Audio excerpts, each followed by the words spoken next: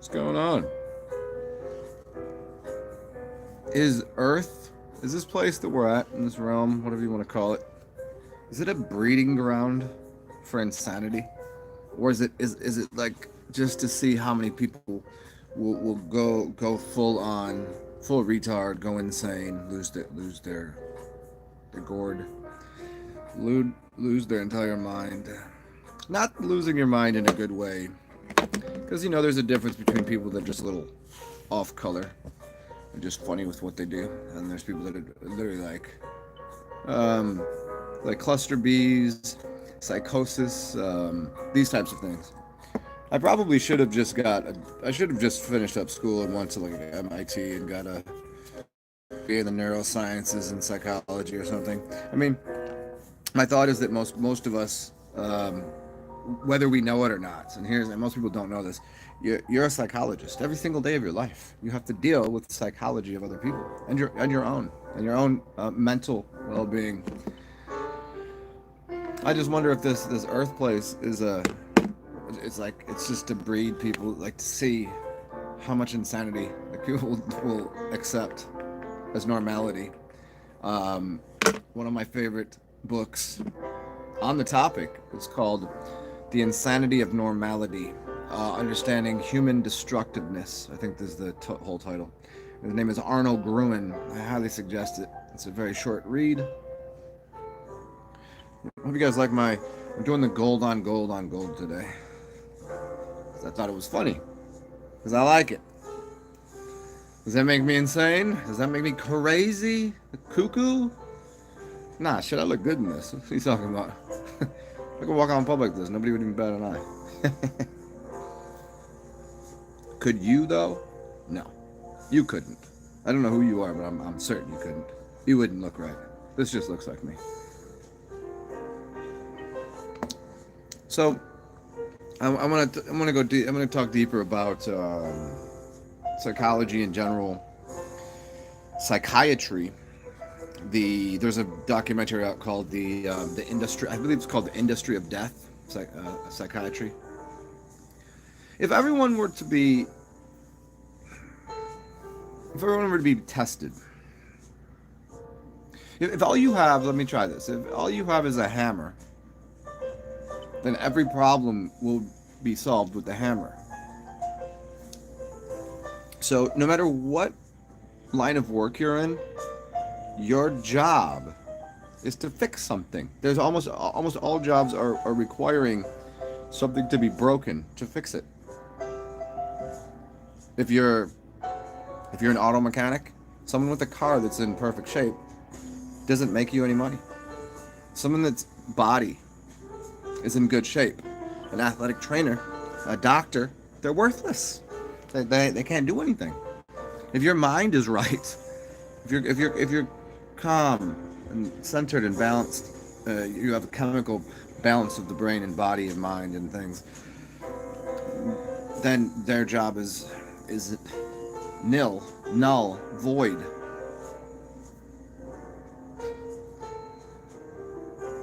But how many people?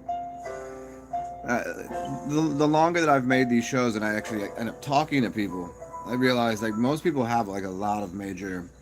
I mean, everyone to some degree. I'll say this, and I've said this 1,000 times, that everyone is on the spectrum, autistic spectrum. Everyone. It's a scale from 1 to 10. You're on there. Everyone. How psychotic are people? How much of a split personality? How much bipolarism is happening? How much you can they come up with new words and deficits of diseases and mental inadequacies every day. They have new words for things that we'll label that, and that way we can treat it. And because if you can label it and you can treat it, you can make some money. So, when you walk across somebody, when you meet someone, there's a very good chance that they've had some major life traumas. Everyone has PTSD. This is so the other thing. Everyone has PTSD to some degree. Not to the degree of fighting in a war and watching, your buddy's legs get blown off. But granted, there are levels to these things, right? And everybody has autism to some degrees. There's in this crazy mixed up world, in this as Gary Jules said, in this mad world, like these, what is sanity these days? What does it look like? And how many people are healthy? And how to assist people in becoming mentally fit to deal with the derangement that is abound, the lunacy that we're surrounded with. I often find myself asking the question, is this the best we can do as a society? This is not just a reflection of me. This is not me just putting the society out here and going, this is what I expect. No, I don't. There's so many things that I was like, I expect a good day, I expect a good thing. This life is wonderful, blah, blah, blah. Yeah, and certainly within my little bubble, I get good things and I'm having a good time, but it's not that I can't see outside of that bubble into other spaces, and I'm watching the same television that you are. I'm watching the same Instagram and media sources and social media, and then we have these people on the news. That's the best we can do, those people on the news. That's how good we're doing. Like, if that's a barometer, if that's a thermometer to take the temperature, or a barometer to take the pressure of society, if that's gonna show us where we are, that's the best we can do. I disagree fully. It appears as that's the best we're doing. Are there pockets of people doing really awesome things? Sure, but that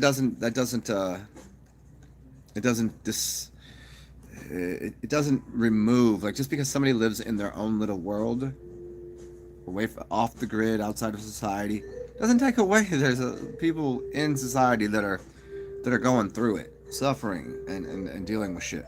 I've always loved the story about the anthropologist who goes to this village in Kenya.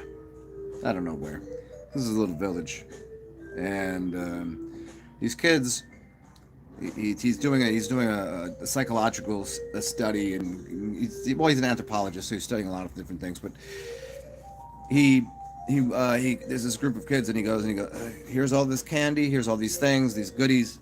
I'm gonna put it over the tree, and we're gonna do a couple things, and whoever gets there first can have it all. It's yours. And they go through and they play these games and they do these things and they have these contests. And then realizes there's one kid that's way far ahead, and he slows down and lets everybody catch up. And then the next, and all the way to the last kid, everyone catches up, and they all cross the finish line where the candy is first. And the guy, because he comes from a capitalist mindset and not quite understanding what I want to use the correct word here, because it's not quite communism, and it's somewhat tribal and somewhat, but the idea is that, like, the kid said to him, he goes, why would you do that? You could have had it all for yourself. Why would you wait for everyone? You have to I don't know if he said share it all, but he's like, that could have been all yours. And the kid said, because if my friends and family can't be happy, how can I be? So this is why I always there's that I'm happy and I'm enjoying myself, but there's that slight bit of, angst. I don't know if it's angst or something that, like, I go, if I lived in a small commune, a community, very isolated from the grand idiocy, but I knew people that were still here, how could I ever make? How could I come to terms and grasp that mentally? I get it. I can't help anybody. I'm no one's savior. I don't think any of these things. But, like, I don't know. I think this is society could be doing so much better. This whole thing, and I just wonder what it is. What is the purpose? Are there beneficent beings? Are there maleficent beings as a totality, or is it just part of the black and white game and the drama and the comedy? or they're literal like, oh, evil people. And why haven't they just been like, how have we just not like gotten rid of them? And why are they still here? Why do they exist? Because it seems like such a small number of people. Why don't we have a television that's telling us good news? Why isn't the television on telling us about how to build something, how to create something, instead of giving us lies and stories of destruction, despair, hopelessness, chaos, terror? Why? What purpose does that serve when we live in a land of abundance? That there's more than enough for everyone. Right now there's enough houses that everyone can have a house. There's enough energy, power. The grid is set for everybody. There's enough water. Water doesn't go anywhere. You can't waste water. You know, there's enough of everything. But yeah, the fear and the distills what out of people? Like what's the purpose? Can't we do better than this? And who is we, man? Can't you just do better than this, dude? So what's up? Who's up in here?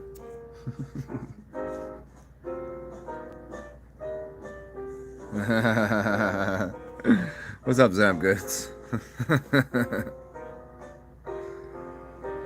Yeah, the cost of sanity in society is a certain level of alienation. I do agree with that. I do agree with McKenna there a little bit. Yeah, quite a bit. What's up, Eric Alchemic? You off the grid camping? Nice.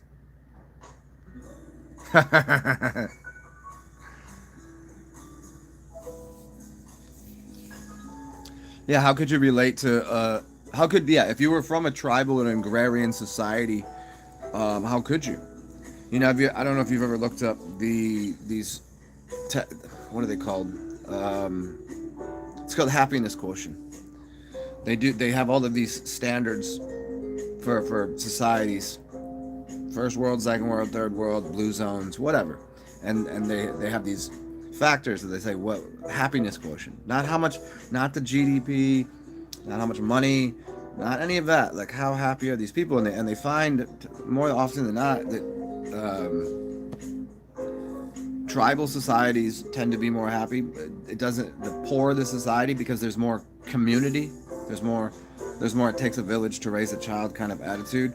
That there's a general, you know your neighbor and you know the people you're around, and there's an interconnectedness. Where if you live somewhere like say New York City or Chicago or any major city, people are living on top of each other next door, and you don't know your neighbors. You don't know none of them. Go in the house and you might pass in the hallway and just way by. That would never happen in any of these other places. Literally per square foot, per square mile, the amount of people that are just jam-packed into an area is like a bunch of sardines in a can. Their level of happiness? No. And here's the funny thing: if you were to ask people how much they love New York City, they begrudgingly and say that they love it. And I get what there is to like about it, but they also, you know, tough, hard, gar. I'm from New York City. I'm from Queens. I'm from the boroughs. You know, like, and then also you can add drugs into the list there. People that are taking the test and saying how happy are you here, most of them are smoked out or, you know, on whatever drugs of their choice. These other societies, I mean, they might be on some plant life. Maybe eat some mushrooms. Maybe whatever their plant is that they're sourcing. But as a general rule, these societies they have the intimacy with each other. They are further away. They come together for a party, like to dance, to, you know, be part of whatever the celebration is. And they know each other, but they have their distance. In major cities, people are literally walking on top of each other, and they don't know. They have no intimacy whatsoever. It's like having intercourse with somebody, but while it's dark, wearing a rubber, and not knowing their name, and then never like. How are you that physical with someone when you're not that intimate with them? I mean, we've all been there, I assume. You know, if you don't know someone's name, you're like, I'm ass out of here. good night. Like, I get it, you know, that, but how do you, there should be at least some level of intimacy, but we don't have that anywhere. How much intimacy do you have in any aspect of your life? Most people don't even have intimate relationships with their families. Quite not at all. And by intimacy, I'm not saying like, ugh, intimate. You know, just that you're in there. You know, it doesn't seem to exist. Most people have. There's You ever been in the same room with somebody but it feels like you're a million miles from them? That's a psychosomatic, energetic, auric field of energy that you can't. It's like you couldn't even in a million years, in a million miles. You could go on a trip with somebody like there's nothing. There is a common bond somewhere, but what's the use? What's the worth? Well, it's not worth it. There's too many other people that I could interact with, but these societies they live amongst each other and they intimate with each other, they know each other, and there's an energy that they explore and intertwine and weave webs of fabric together, and you know, that's their society is art and poetry and dance, and when they make food, it's love in the food for real. Like they're planting, they're part of this whole thing. And they're living. There's other societies, you know, like you're out here, you know, make $1. Here's a bio survival token. Give me that thing, and then you go here and eat the food after you throw it in the microwave, and like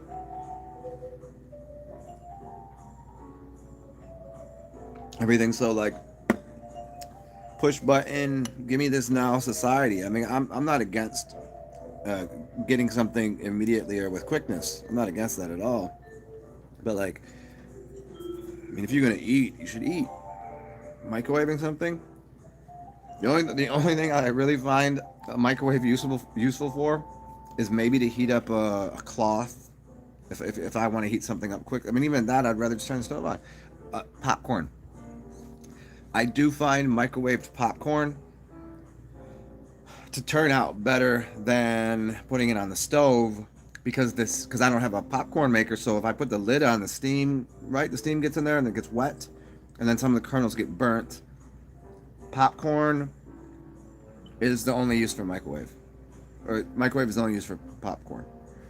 But if I had a popcorn machine, but I don't have that much counter space, so that's about the only time I can ever imagine using it. Most of the time, the last 4 houses that I've had a microwave in that I've rented, I use it as a storage space. I remember somebody coming to my house one day, and they're like they wanted tea or something, and they opened up the microwave to use it, and I looked at them like, what's wrong with you? I was like, I thought you were like a vegetarian or something. They're like a vegetarian or something, and I was like, you're using a microwave? Like, wait, that's a cupboard for me. That's what are you doing?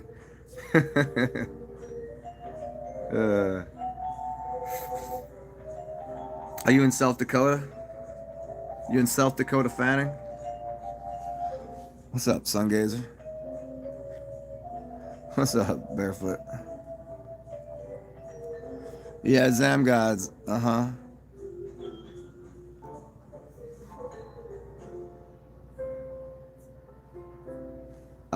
Isn't anti-intimacy culture part of alchemy? I think you used a couple negatives there. So do you mean if you said isn't anti-intimacy culture part of alchemy, that would mean is intimacy culture part of alchemy? Intimacy is part of alchemy. Because you separate something, you separate things in alchemy to refine it and to purify it, and then you bind them back together. So if I were to take something and remove the parts from it, like if I have a car and the car is messed up, I have to take the car apart, clean it, reorganize it, and then put it back together. So I'm exceptionally intimate with the car. So well that I know every bit and piece of it. I know every part of it.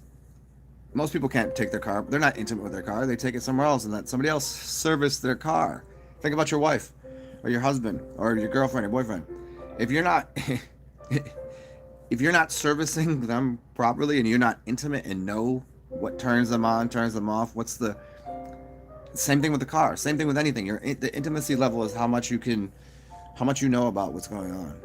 So like separating something from the alchemical standpoint, I think you might have used too many negatives there, and I think you're probably trying to express the opposite of what you said, because you used a double negative, which turned that into a positive statement.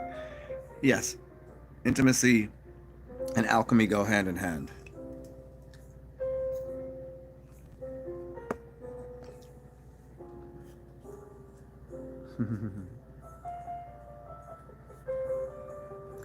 Eric, what do I do when I reheat beans? Beans or wings? I don't reheat beans or wings. If I'm eating wings, I'm eating them. I go to the restaurant, I eat wings, or I cook them, or if they were ever to come back to my house with me, put them in the oven. Microwave? Fuck a microwave. Who uses a microwave? It's dense, man. And beans? Put them on a pot. Beans on the pot, hot dogs on the griddle. $5 Merlot, we call it Merlittle.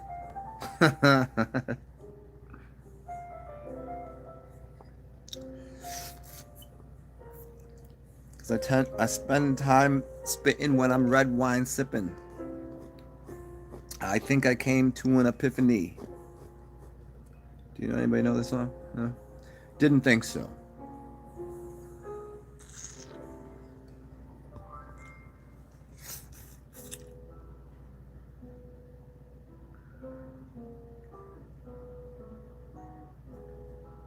Eric, busy as fuck. Well, I would slow the fuck down if you're that busy. What's up, Skull? That's funny. I was just hanging out with my friend whose middle name is Shiva. Yeah, and whenever I hang out, it's the next couple days somebody will always call me Shiva. I don't know what it is. It's a really weird thing. There'll always be a comment like, "What's up, Shiva?" Yeah, but Eric, alchemic, you can't be that busy to use a microwave. Microwaves, then don't eat. If you're so busy that you have to use a microwave, then don't eat, because you might as well not eat, because it'd be healthier, because whatever you put in the microwave, you're literally destroying and plasticizing the molecular structure of the food. If it was food, it's not food anymore. You're you're destroying anything that could possibly be good in it. Here, you can test it for yourself. Go microwave some water. Microwave water, and then let it sit, and then get some regular distilled water, and put it on the floor and see which one your cat drinks, or your dog. You don't want to poison the dog or the cat? Do it with a plant. Take 2 plants, same exact plant. 1, microwave the water, put it in there. 2, put the other water in there. See how quickly that water that's been microwaved kills that plant. Guarantee it happens. And if you don't want to do it, go look it up. Go look up some YouTubes. And you can just go ahead and you can do the same experiment with, you could do an advanced experiment with the Masarumoto rice experiment. So you do the hate, the love, and the ignore rice. Then do one with microwaved water. See what happens there. You could do a double experiment. Do hate, love, and ignore with regular distilled water, and then do microwaved water, hate, love, and ignore. See what happens. Maybe I'll do that today. Fuck it. I'll do a rice experiment today. What do you guys think? So I can do it. I'll start cooking the rice right now. And I'll we'll do all 6 of these rices. Rice, baby. And thank you to whoever got me this thing. Because now I have, look at this. See how much easier this shit is? I have this fucking thing. This fucking thing right here. Let me get,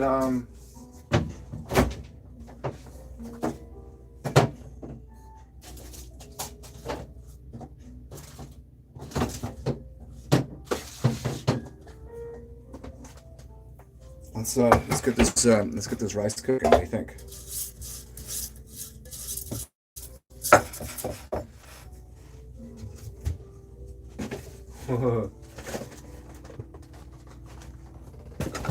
You guys fucking excited? And I think you should all do this. It's such an easy experiment to do. What do you need? You need rice and containers. So that's what you need. I would use glass, but if you don't have it, plastic will work fine.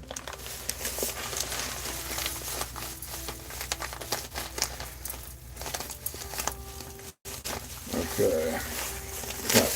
Got regular white rice in here. White rice.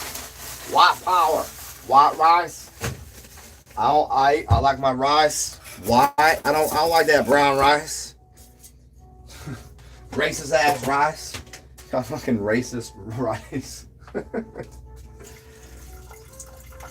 Okay. I'm using distilled water for this round here. There we go. And you'd be best off using, if you don't know, you want wooden utensils.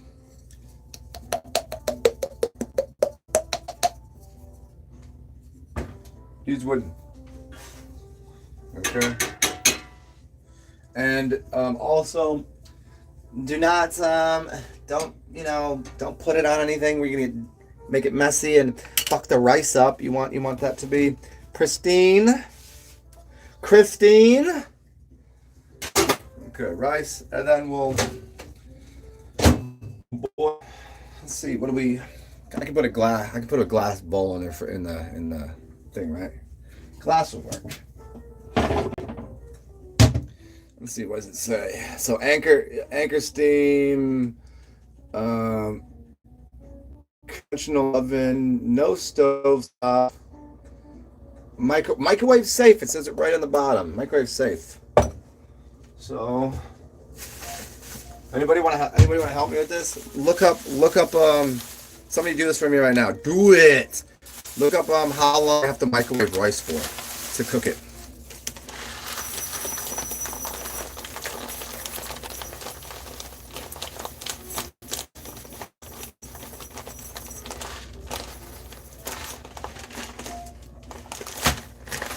Because I don't know if this is... Oh, wait, it says it's on here? Oh, fucking microwave cooking? Jesus Christ. What's wrong with people? 5 minutes? And then reduce... It still takes... It takes 20 minutes to do in the microwave, or I can just do it on the stove. What kind of dumb shit is this? Huh? Still gonna do it. 2 cups, 1 cup. It's the same fucking thing. It's the same recipe except for you put it in a microwave. Dog shit if you ask me.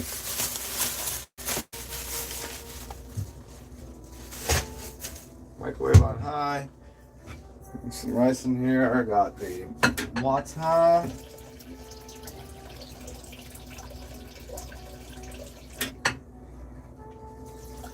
Okay.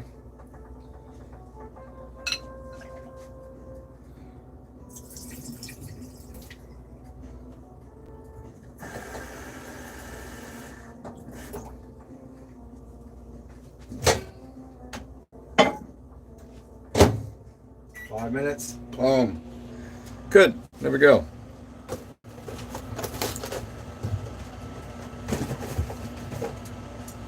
So I've done this experiment 3 times. 4 times. One time I did it by myself. One time I did it. 2 times I did it with other people.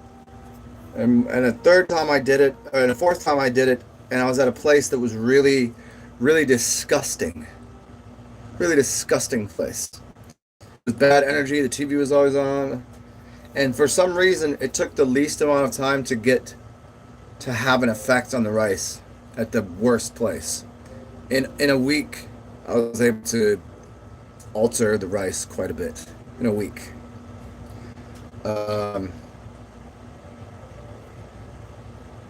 Yeah.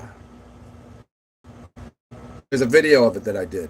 I forget what it's called. I think you probably look up rice experiment. Look up Zen rice experiment.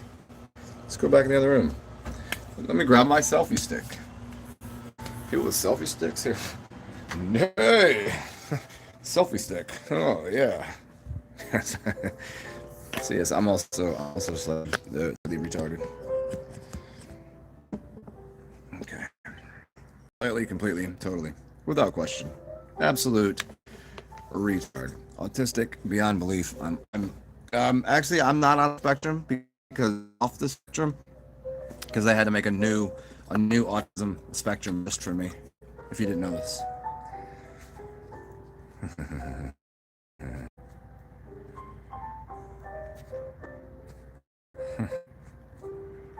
Where are we at here?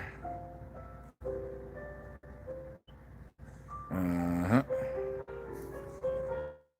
Let me pay mustard with you or ketchup.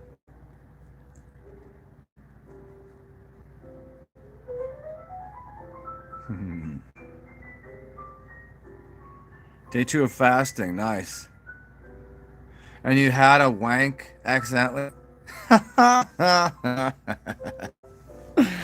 You know what's funny is, see, most people would just say that joking, but I'm pretty sure you're not kidding. And it's funny because people on here, it's like a reasonable idea. Some people some people say it's good to reconsume that way. You're definitely losing energy. You should be able to keep it internal by using like some old tantric microcosmic orbit practices, like who did it really well, Montauk Chi. But I would say probably better than that even is just put it on your skin. I used to date this Ethiopian chick. She's much older than me, but she did. I couldn't tell. Her skin was flawless, and I was like, "How is your skin so flawless?" She's like, "Get over here." Oh, for real? Yeah. I was like, "All right, well." I was like, "So that works out for both of us. You keep the skin, and gives you something to do."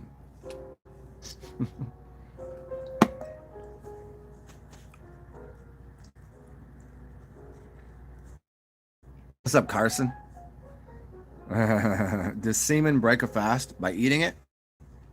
If you put any calories really into your, as soon as you, so here's what happens when breaking a fast. A true fast would mean that your system shuts off, which means that as soon as your stomach starts reproducing stomach acid, and you go through all of it, there's a couple things that trigger things in your body to start your organs, um, basically start your organs back up rather than going into cleansing mode.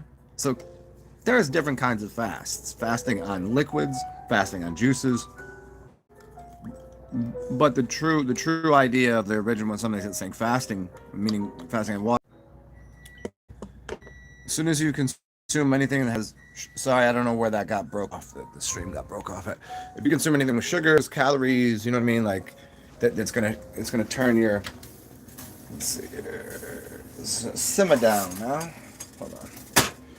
It's gonna turn your system back on. So it does break a fast, but it's like you shouldn't be really that concerned unless you're doing a really long fast that it's gonna do anything negative.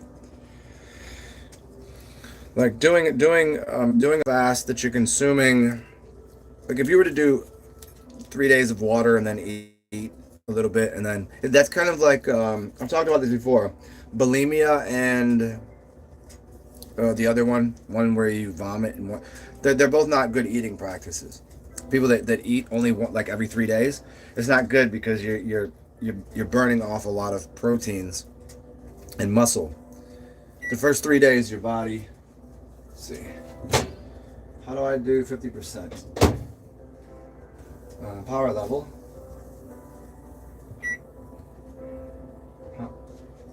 Set timer.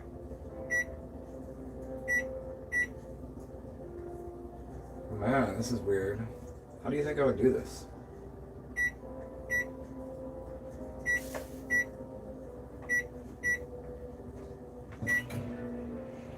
Cancel, batch. Hold on, guys.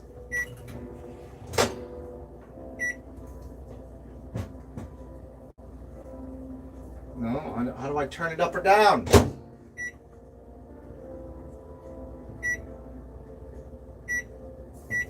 Okay, there you go.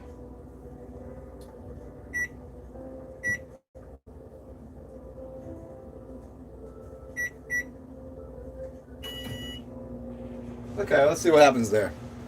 I have no idea. See, I don't even know how to use a microwave. That's where we're at.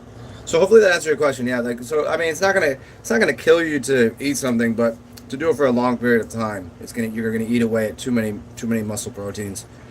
After 3 days, your body does not sequester energy from the proteins in your muscles that end up going and getting processed into sugars, so you can use glucose, glycogen from your reserves. It will start to take fats and other things. I don't know what the purpose is of using muscle to begin with, but something like 60 some grams in the first 3 days, and then after that your body will only consume 5 to 10 grams of muscle a day, which is nothing. That means over a 40-day fast you might lose 2 pounds of muscle, but most of that muscle loss too would be predicated on the fact that you're probably not working out and you're in a mode of removing toxin, and some of those muscle fibers, there's a possibility that those muscle fibers were weak ones anyways, and maybe they were broken. Maybe they, you tear up muscles all the time. I mean, you micro tear muscles so they rebuild. That's how people get big muscles. So I mean, you could have broken, you could go through all sorts of things. If one of your bones didn't heal right, like your body could go back through and start to eat away at that bone so it could repair it properly. It depends.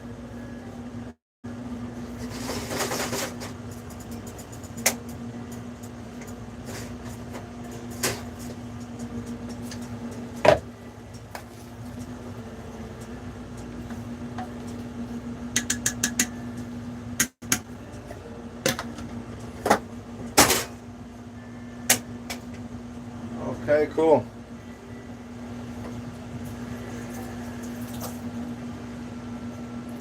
I'll be with you in 1 second, y'all.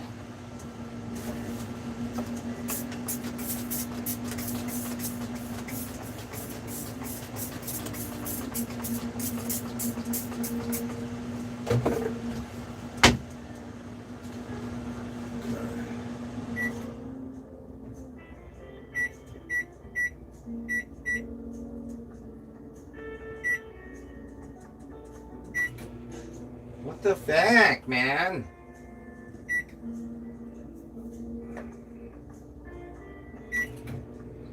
Why does it do that?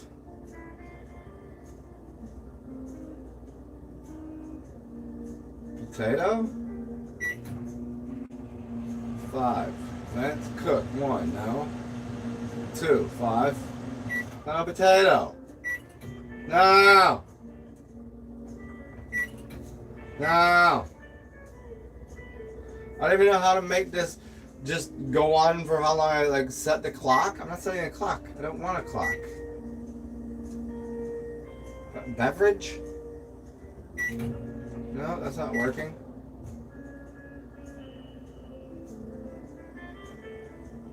This is terrible. I don't want to hit express this. Does anybody even know how to use a microwave? This is I feel like an old person trying to set a VCR back in 95. How does this shit work? Literally, I should be able to just put the numbers and hit go, and it's just giving me. It's just going for that many. It's if I hit 1, it goes for a minute, but I want to hit 15 minutes. Oh, this is gonna irritate the fuck out of my face. We'll just do this. Let's cook it this way. Fuck my dick. I mean, no, they can't, but if a microwave could suck your dick, would you let it? What am I talking about?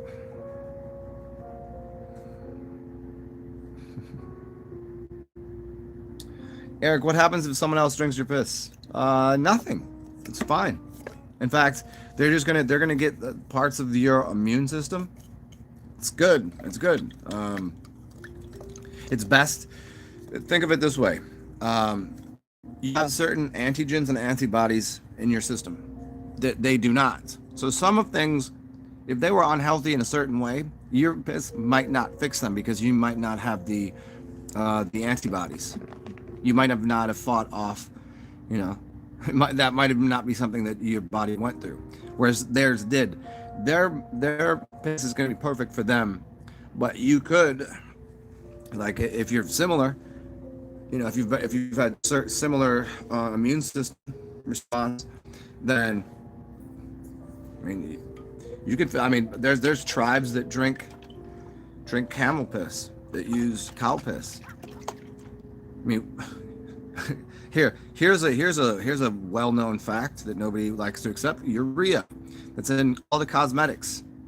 Women put piss on their face every fucking day of their life. That's a fact. No, they don't. Yes, they do. Go look at your products that you put on your face from Maybelline and all this.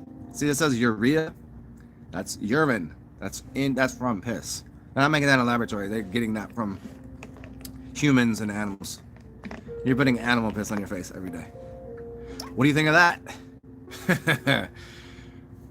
Probably don't like that, do you? But that's true. So you might as well just do what all the supermodels did, and they take their own piss and put it on their face. It keeps their skin soft, looking young, nice and tight, tight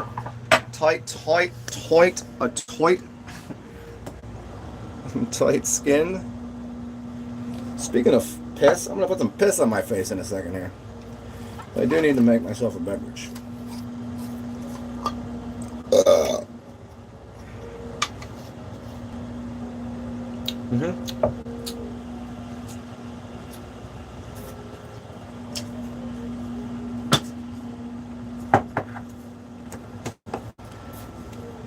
Yeah, so using someone else's piss is just fine. You're not gonna get it. Nothing bad will happen. It's sterile, and there's only benefits could come of it. Nothing bad.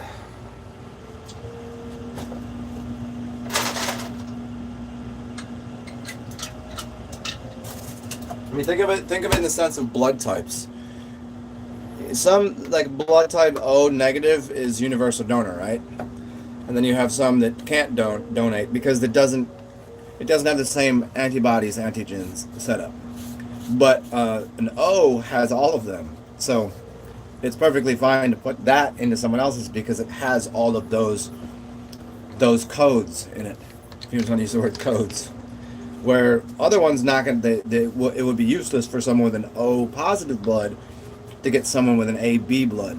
I believe that's and you have the RH negative, the rhesus monkey gene. And then you also have a special type of blood that nobody knows about, but you can look it up. It's called null, NUL blood.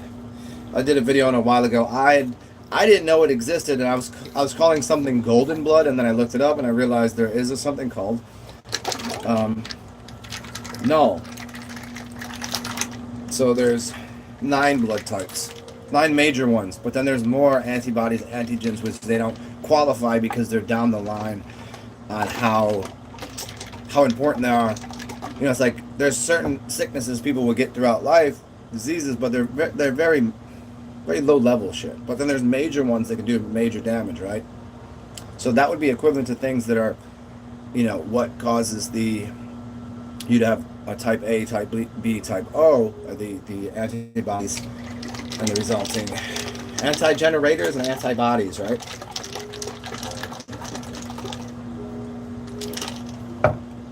So in piss, same way. It's basically, will it link up and do something to help you, or it will cause no harm though.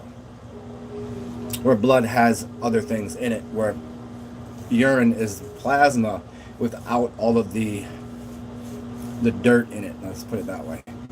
Like, blood can be very dirty because of, like, obviously, what do you think it is? All the food and things you put in your body. Things that are getting burnt off, things that are bacterial ridden. Your blood is clean, it's sterilized. It doesn't have the bacteria in it. The bacteria is in your blood. So that bacteria in your blood could be helpful to someone, but most of the time it's going to be not beneficial. Where urine is just clarified. It's kind of like doo-doo. Your poop is no good for anybody. But if it's specific, right, you can go to a hospital, you can go to a doctor, and get an FMT, a fecal matter transplant. That's a thing. That's a medical thing. What they do is up in someone's asshole with a spoon, pull it out and put it into something, and then they stick it in your ass. You think I'm kidding, don't you? I'm not kidding at all. That's literal aside. If you put a suit and tie on and have a stethoscope and have a clean spoon, you can dig in someone's asshole, remove feces, call it fecal matter, and then jam it into someone else's asshole, as long as you're wearing a white suit, and then make them pay about $10,000. Why? Because there's certain bacteria strains that will give someone better a biodome. Biodome. It will expand how many different types of bacterias are in their intestines. Oddly enough, you could just eat some yogurt or do a yogurt enema, because there's all sorts of. Do you want to read off all of the kinds of cultures in that? So they just say use someone else's poop because they already have it. Why use shit? Why not just go? Where did they get the poop from? It was from all the stuff they were consuming. So why not just consume that or shove that up your ass and not someone else's shit?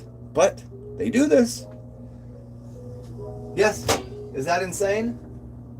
Yeah. It's beyond insane, yes. Hey, look at that. Perfect.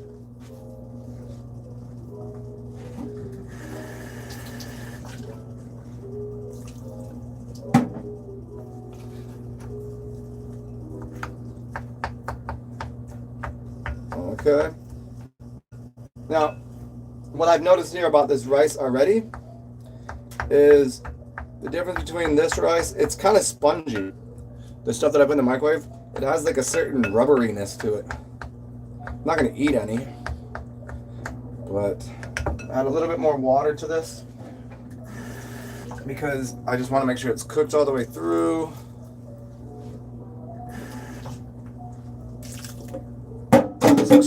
This experiment goes well. I'll be with you guys in a second here.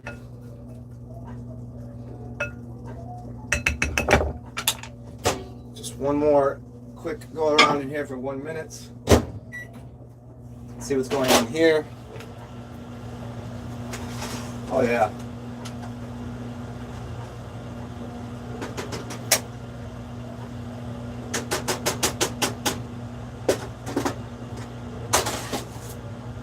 Okay.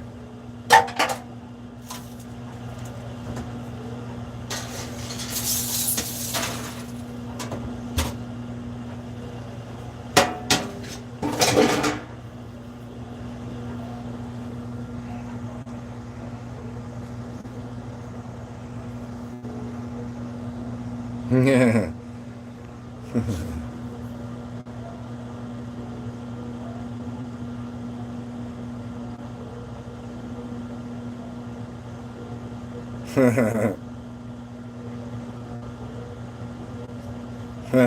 Carson. Yeah, Montauk Chia. I didn't know that he said eat it, but yeah, that makes sense. I mean, because there is energy in it. The loss of energy, you probably lose 100% of the energy, and then you gain back maybe 20% of it. Where I think if you put it on the skin, you're probably getting back like 40 to 50% of it, and if you just internally do it, you keep the whole thing. Okay, let's do this.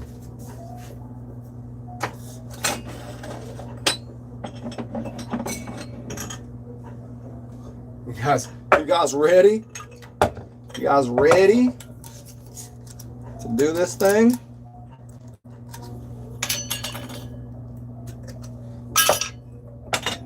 Well, you know what though? I think what's gonna have to happen here to do this properly. I'm gonna have to wait a second to wash something, so I can use all the same jars because I don't want somebody like, well, that one's in a plastic jar. It's not the same thing. You know, people that just like they do that all the time. Like whiny people. I just got like, ugh. Shut the fuck up. Zen, who are you talking to? I'm having a moment here, okay? I'm not talking to myself. I'm talking to my friend over here. Did any of you have did any of you have like imaginary friends growing up, or do you still? Because there are some people that I certainly believe children can see into other realms and see other beings that you might not be able to. Maybe you can now, but and some people just jokingly have imaginary friends. Like, do you have any? Do you have any friends that are like that everybody like, no, they're not there? Like, what are you talking about? I mean, I have imaginary friends where I just used to think I had friends. Come to find out, they were just pieces of shit. I kid. Okay.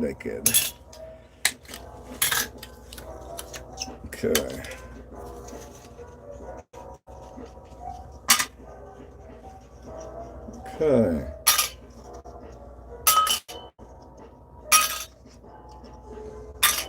And I'll show you what I'm doing here. I'm using all clean ball jars.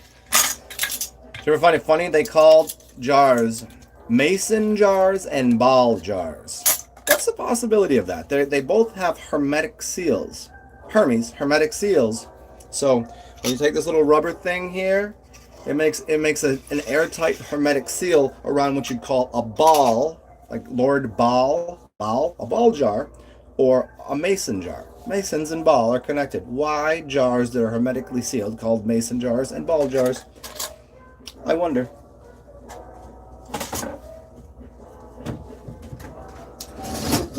Aw, yeah, ain't that fresh? Everybody want to get down like that.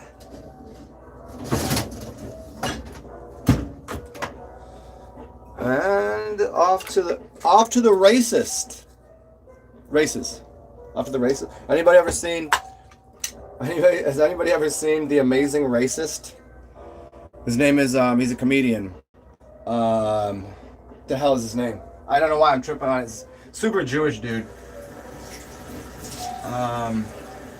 Ari. Oh, here it is. His name is Ari Shafir.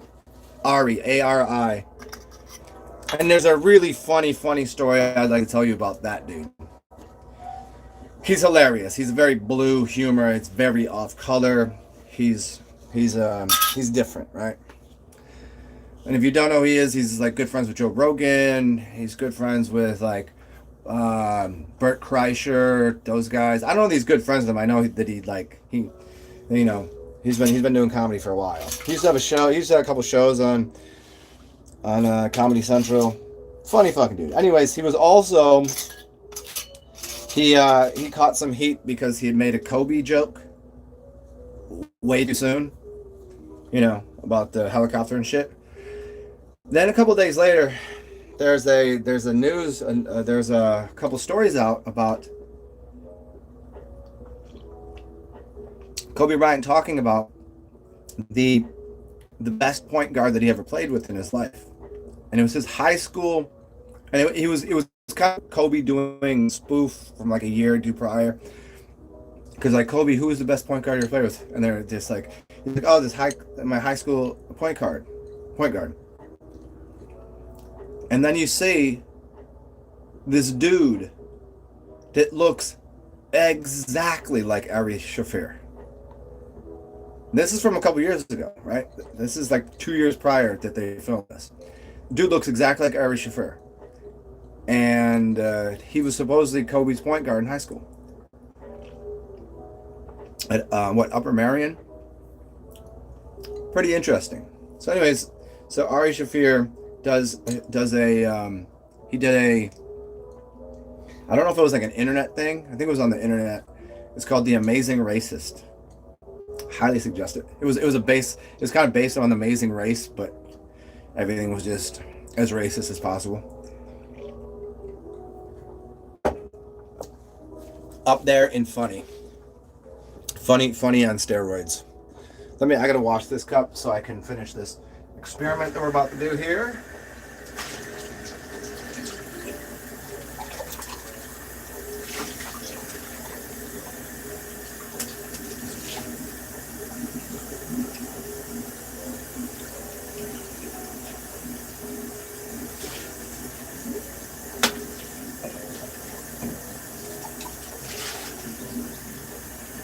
Yeah, I've been society is quite funny now. Like, how have we become a humorless society?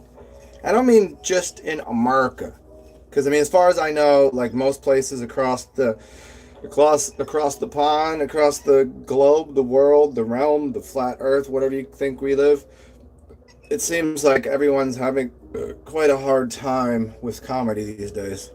That everything people invent ways to be offended. They feel like superior if they're like, I haven't been offended today.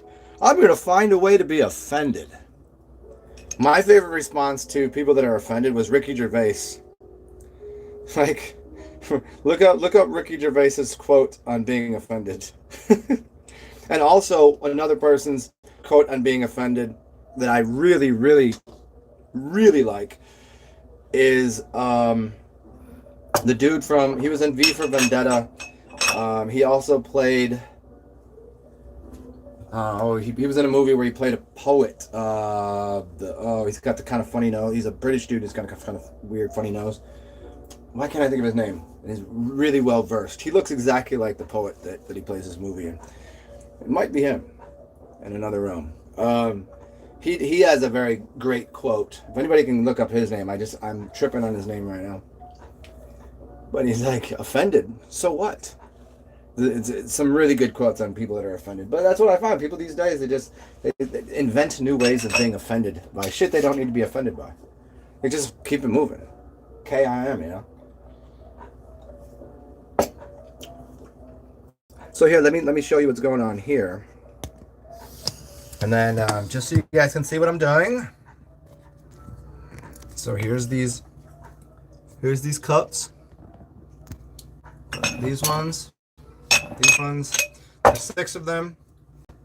And I'm going to take the rice. I'm going to take a new spoon. I'm going to use this ceramic spoon. And this is the stuff that was cooked in the stove. We're going to do one good, healthy thing in here. In each of these. Okay. I'll just put a little more in there because, well, why not? Hey, and you know what? I have some rice to eat after this too. Cool. Got that one. What I'll do is I'll rinse this off. Not that it's really going to screw the experiment up. Even if I use it again, it's just going to have a little starch on it. But I want to, I guess I could get a new spoon if I want to be like super duper super about it. Okay. There we go. And then I have the rice that's coming out of the microwave that I've made. Yep, there we go. And we're gonna put this right back here. And I'm gonna try a spoonful of each of this afterwards.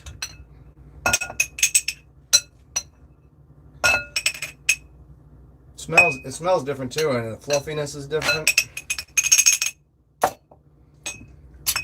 So this is microwave rice.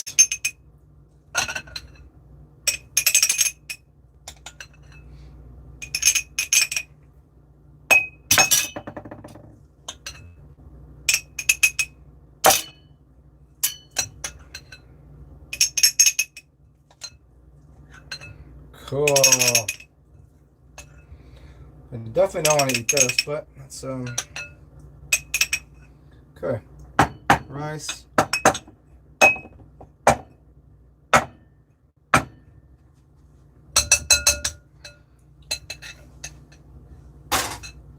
All right. One last thing, just to double check my lids. Okay, the front was the rice from the stove top. We've got that one's done. These were just freshly washed anyways. There's 2. And here's number 3. Okay. Put that there. And now these ones would be the microwave ones.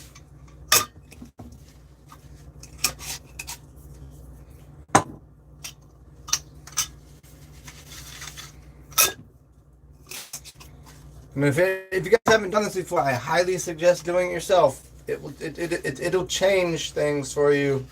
Watching someone do it, it's different than doing it yourself. Way different. You'll go, oh, okay, I trust that person, but actually watching it happen. Okay. So, there we go. And I need to put some more music back on. So, what I'm going to do now, I mean, you guys see, now you're like, oh, he's changing the jars. He didn't. Like, I could be shuffling them right now. You'll never know. Okay, is this good? Okay. Now we have to label these. I have a marker here. And I have...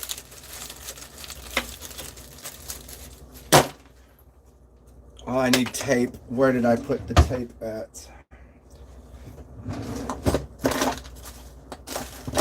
I have a tape measure. Oh, there we go. Tape right here. Put that on the top.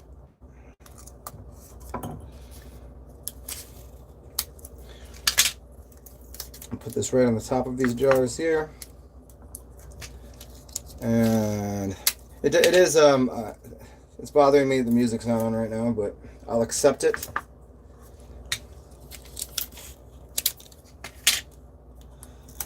And the three ways that, see, now you can make this experiment bigger than this. You can make it, you can have some controls, you can have, you could do different words and different energies. You could have them in different places.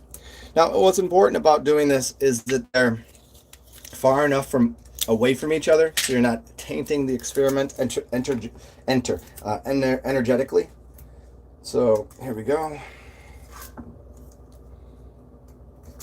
I like them at least I don't know, 6 inches to a foot apart from each other.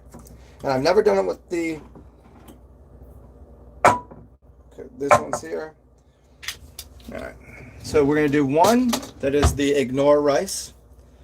So we're ignoring it. I'm going to write that right now. Ignore.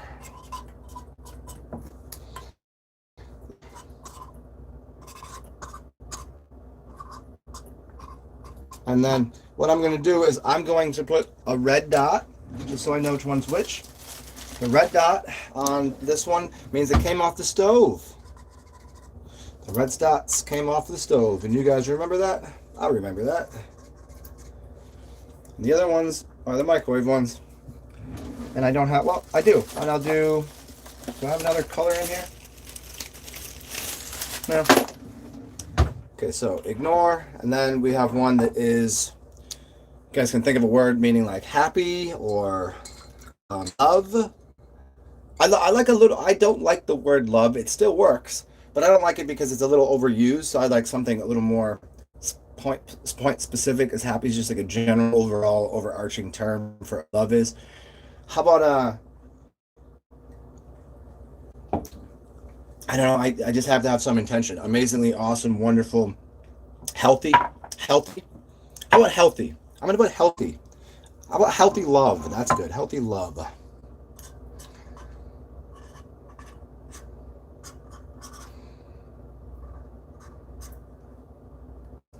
Healthy.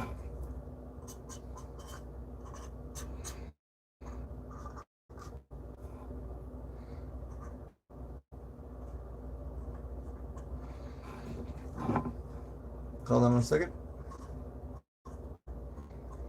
Okay, so I got healthy love rice. I got ignore rice. And then we have like hate or disgusting, filthy. I like disgusting. I think that's, if you call someone disgusting, I think it's better to say, if you say I hate you, it's kind of, see, that's another word like love and hate. So kind of it's just, you hate also, I hate pizza, I love fucking tacos. Like, no, you don't hate or love those things. But if you're like, you disgust me. So this one's going to be disgusting, filthy, unhealthy, disgusting.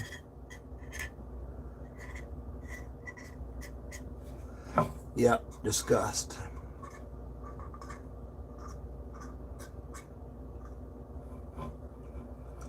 I'm going to do like a frowny face on there. And I'm going gonna do a happy face over here. You can make this any way you want. You can make your jars a little different. Okay. So now what I'm going to do is I'm going to put these in a place that they're away from the elements. They're gonna be kind of a similar space. I'm not gonna put them. I could put them in a cupboard, I suppose, but I'm gonna put them in my closet where. Here, you guys can come see my closet. I just cleaned it. Cleaned my closet, and I got my books out. You guys didn't see this? All right, I got my books. Got all my books. Got my books. Oh, it's over here. And I mean, not all of them are out. I still have a couple more things to get out. But all right, so here's my closet. All my cool clothes. Where should I put these?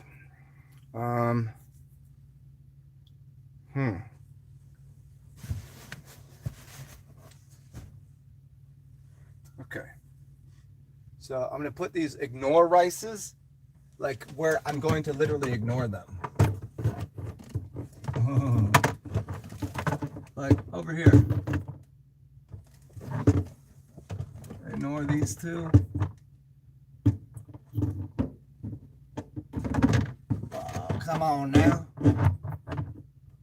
I won't even be over here, so those are far enough away from each other. Okay, and I'll go get the two hate rices. So I want them in the same temperature, so they're all going to be in the closet, so that's going to maintain a different temperature than the rest of the house. The rest of the house will be, but here it stays a moderate temperature. The discussed ones, I'll put over here, so they're far enough away. Far enough away from, so well beyond a foot away from the ignore ones. And then I have the love ones that I will put. And here's the way you can do this. You should go up to these as many times as you feel during a day. And if you have to be literally angry or happy or sad, the ones that you ignore, literally ignore it. Never pay attention to it. You could do this once a day. You could do it twice a day. You could do it, hold on. You can fart at it if you want. The disgust ones, they disgust me. But then you just go and put that energy. Like you're mad about something, go to the disgust one and be like, fucking, and energize that with that kind of hate, that kind of disgust. And the loved ones be like, I have love in my heart and thank you, blah, blah, blah. Thank you, I appreciate you. So I'm going to put these right here. Boom, boom. So I got my loved ones. So there's the hate ones. There's the loved ones right there. And there's the ignore ones in the corner. Okay? Now, the last time I did this experiment, I only charged them one time. I put them into a room and I went up to them and I said, hate this one. Love this one, I ignored the other one. And I did it once, and then I went back to them in a week. And that's how powerful the energy was. Maybe it was just me putting that energy off. I don't know. I'm not saying everyone can't do that. But the other times, normally what you should do is you should at least once a day go up to it and exude that kind of feeling. I only did it once last time. Other times, I would do it at least once a day. Walk up to it. And there you go. You got your... And what up, Rice? How you doing, Rice? You know, rice, baby. Okay, cool. All right, let's go turn some music on. Oh, and also I'm gonna try this. I'm gonna try this rice out and see how bad it is. The one on the microwave, there's literally nothing to it. It just tastes like a piece of, it tastes like whatever the color white is. Plastic. And then here's from the stove.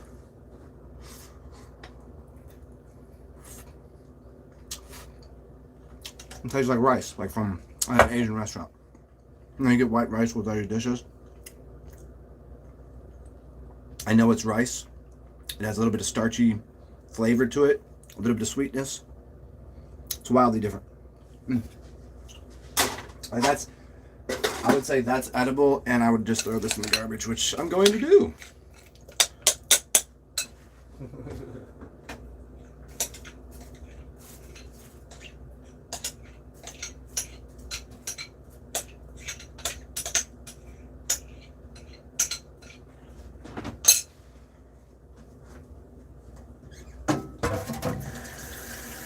I'll be with you guys in 1 second here.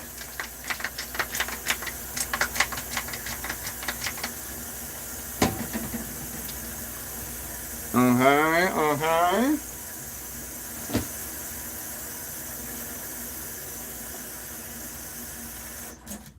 Cool, let's go get some music. Come join me, gays.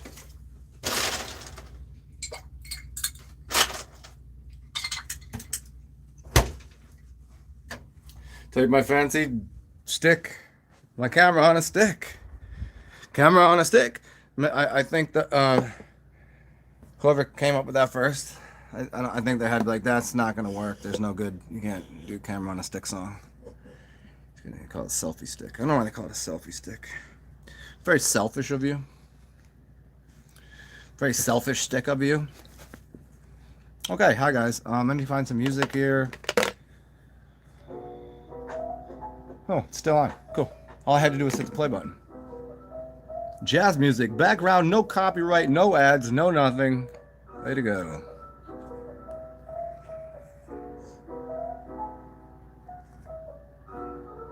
Andromedons. That's hilarious, man. Andromeda. There used to be there was where I grew up. There was a club called Andromeda.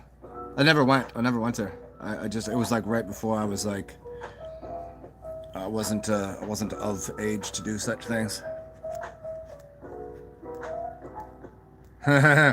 Eric, teach a class on how to run a microwave. Yeah, that would take all day. Somebody would have to show me, huh? Yeah, there you go, Carson. You still use the sugars. The sugars still are for the first 72 hours.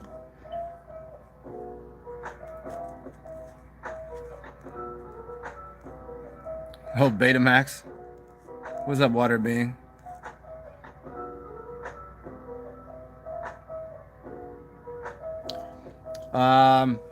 It's still gonna give you, the only time that I wouldn't re-ingest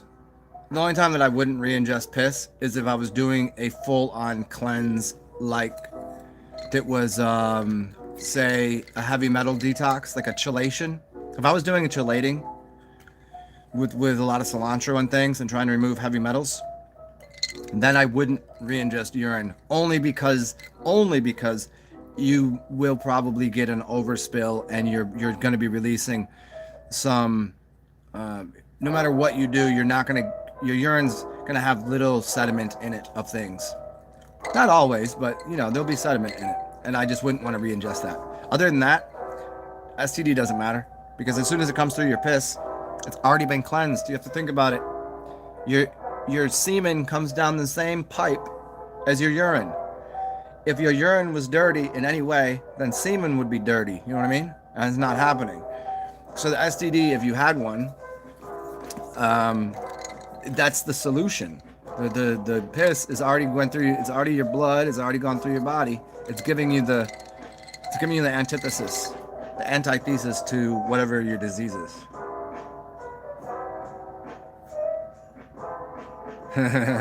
What's up, musicians?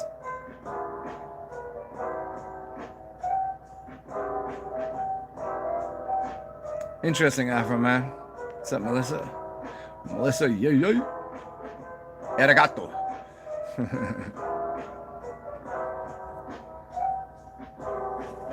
Joe Organ's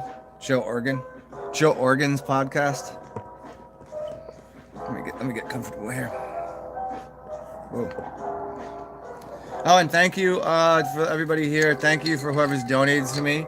You have purchased me my new selfie stick tripod, which is it's wonderful. It's doing so much for me. Because I bought two in the past, and they were little ones, and they both broke on me. Actually, I bought 3 of them, and then so I upgraded and bought a little more expensive one, and this shit is awesome. And you also bought me those things. So now my books are out. So if you guys want, we can do readings. And I just found this yesterday. This is one of the first books I ever read, like my spiritual awakening. I just found this, like, this was not in my collection. And then I have all of these fun ones. This is very important right here. We've got Ormus the Danwantari. This is a great book. I've got some Tom Robbins stuff. We've got an herbal medicine handbook.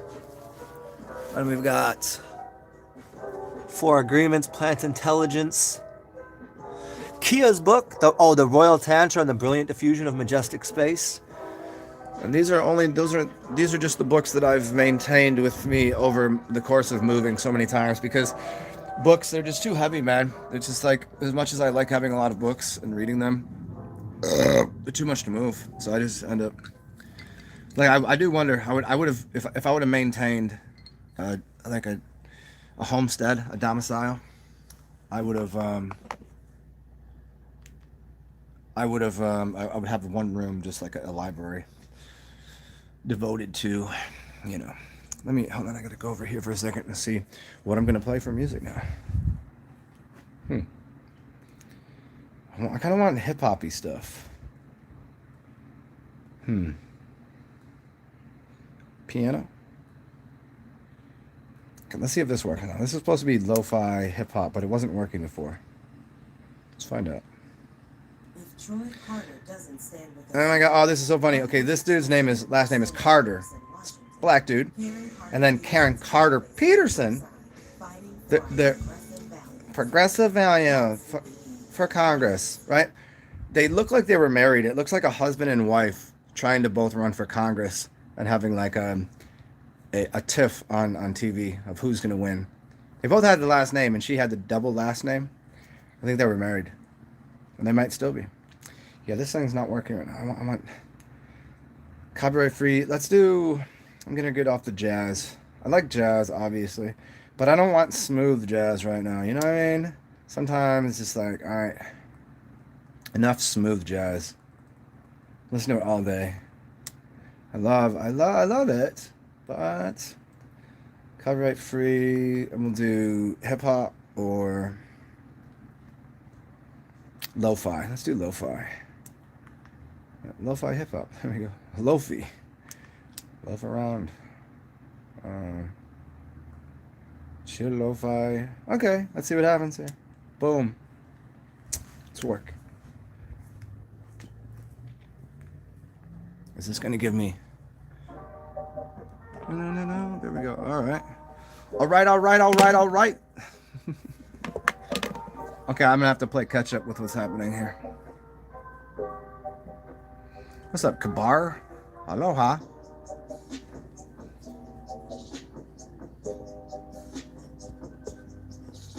Melissa, what do you mean words are very tricky lately? very tricky, I see.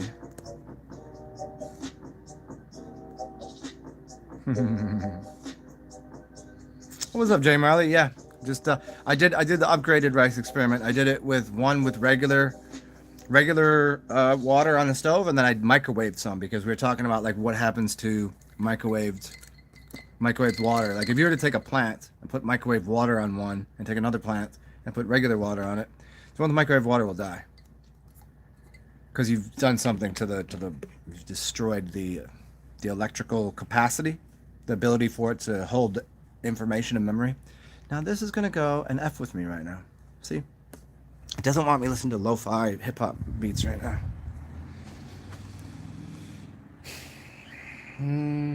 Hip-hop beats? Okay, let's see.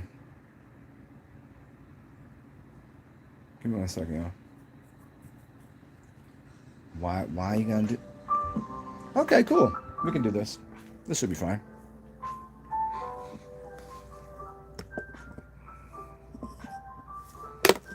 Cool. Welcome. Hi. I'm me. That's you. And anybody that is new here or in the future, You can always feel free to donate and say thank you because I'm hilarious and highly intelligent and I help you with things. And if you do need any help, you can also contact me for like one-on-one sessions. We can do like private Skypings or whatever. I don't use Skype. I use. Speaking of, I haven't used it in a while. We haven't done any Zoom rooms, but we'll be doing some of those soon. Now that I'm comfortable in my domicile again. So yeah, you can donate to me. It makes sure that I have a coffee, some white wine, and I get to use this phone and have a roof over my head. Eat once in a while. And you can donate to me and say thank you, Zen. And I'll say, but of course, you're welcome. And you can do that CashApp, PayPal, TsarXen. You'll see it beneath. Boom.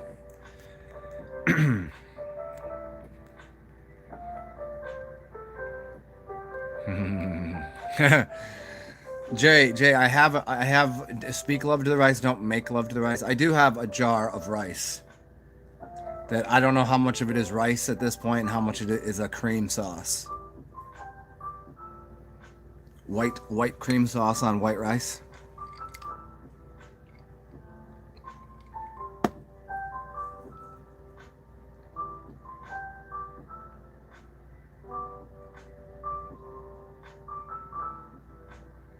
Melissa, yeah. I like what you just said there. Your humanity. Your humanity is but the degree to which you have given expression in your divinity. You are human in expression. You are divine in creation. You are limitless in your potential. I think I want to get that on a sticker and put it on my wall or my refrigerator. So every time I go in there, I'm going to read that and then I'm going to make chocolate chip cookies. Speaking of chocolate chip cookies, I made some chocolate chip cookies yesterday, and they're fabulous. In fact, I have one right here.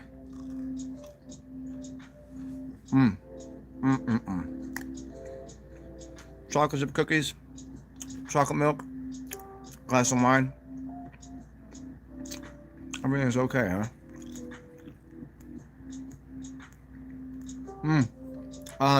Melissa, what you use besides rice?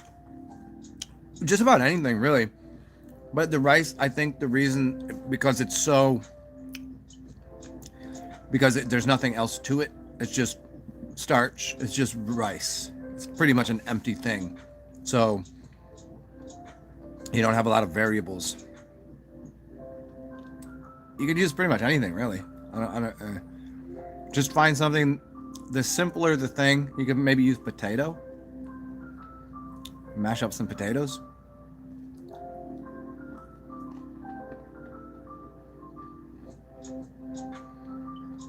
Oatmeal.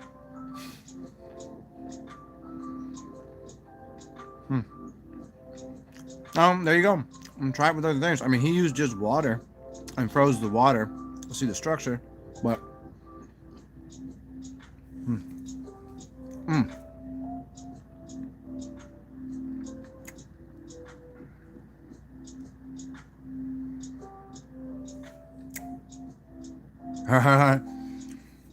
yeah, Carson, that's what I'm saying is I think you're getting.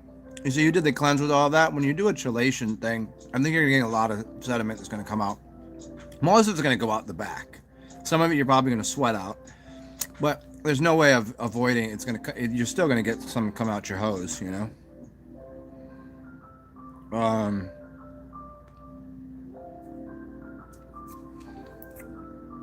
What else did you use? Charcoal, spirulina. Yeah. Moringa.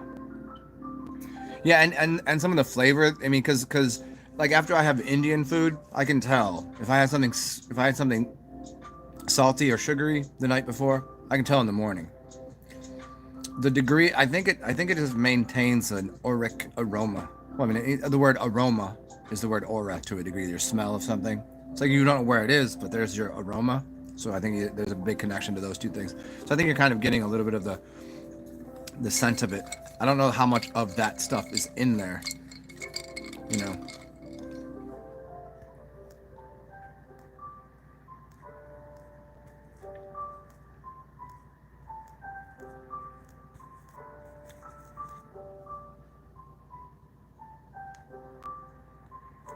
Oh, nice, man. See, I have yet to do that because I don't have a.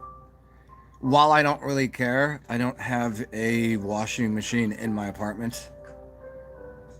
I'm not gonna go do it in the washing machine room because there's gonna be an aroma to it when you first put it in, and I don't need. I'm not trying to piss off my neighbors, you know.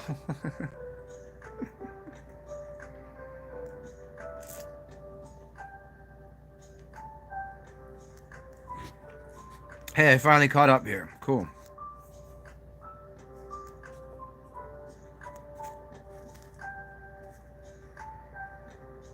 Hmm. There's something else. There's something else that you can. Oh, you know what else you can for your the second round of doing your clothes. If I mean, as long as they smell good, you can. I think you can use white vinegar, a little bit of white vinegar, to if there's any extra aroma. But yeah, they should be so lucky. They should know this. They should know this.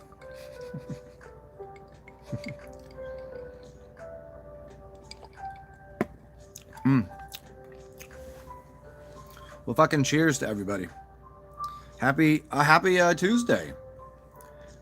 It is Taco Tuesday, yeah. I kind of go out of my way on Tuesdays to not eat tacos. I used to go out for Taco Tuesday, but then since the whole thing, it just doesn't have the same panache. It's Wednesday? What the fuck? It's already Wednesday? How did that happen? Oh shit, it is Wednesday. Well, fuck it. I missed a whole day. What the hell did I do yesterday? How the hell did it get to Tuesday so quick? What the fuck did I do? Oh, I put my shelves together and put my books in. Yeah. Oh, because I was cleaning. I was organizing. That's where my Tuesday went. I mean, I went out last night for a little bit. It's when is it? When's well, fuck it. It's when. What should I? You did dimension hopping? Yeah, more like dementia, if you know what I'm saying. Fucking senile dementia. Oh, my skin is starting to get a little better. As soon as I get the suntan, yo, this might be nice. Get my skin all prepped for the time. I haven't even been using piss on my face either. Put a little piss on this face. I got a couple little ones there. But they'll go away. Shut up.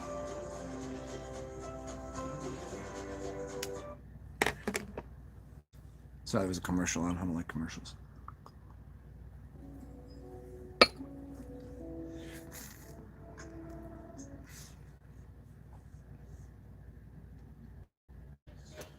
I just did this. What are you doing right now? I just stop that. You stop that. Not you. I'm yelling at the TV. Cool. Oh yeah, Carson, did you ever go and hang with Jay Marley yet? Have you two met up yet? Did he show you around?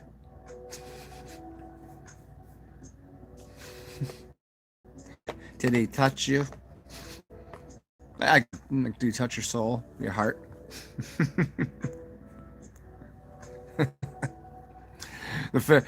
Hey, the whole world. Hey, Skull, I'm with you there. The whole world is traversing, transitioning into the fifth dementia. Yeah. It's like I was always a little more crazy than most people, whatever that is, and now I've maintained my level. I never thought it was crazy. I was just always, this is how I am. Now people have just leaps and bounds are career than I have ever been, that I could ever be. I'm just like, I'm constantly awe of people's insanity. And I think a lot of it is really due to lack of oxygen in the brain, bronchial infections. I'm sure it's causing quite a bit of brain, brain hemorrhaging, um, maybe blood clots in the brain, asphyxiation, all sorts of crazy shit.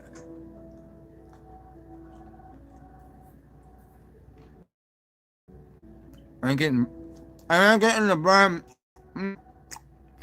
Why? But, no, can't breathe. What's gonna happen? Yeah, I'm talking with my mouth full. I was doing it for effect though. It's part of my charm. I dated this girl a long time ago, and she'd always be like, "It's part of my charm." After she said it like the 10th time, I was like, "Actually, you're not that charming." I was like, "See you later." Part of your fucking charm? And she'd always do it after she did something completely retarded, bizarre, strange. I'm like, "No, you're just actually clumsy and stupid."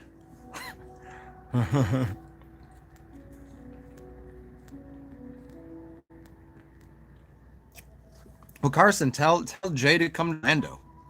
What the fuck does he got to do? Tell him he can tell him to go to Orlando and go see Mickey Mouse and Company. Sell some hair care products there. You know that's what he does, right? He sells like he's like the demon barber from Fort Lauderdale. Anybody know the demon barber from Fleet Street? He's like the demon barber from Fort Lauderdale.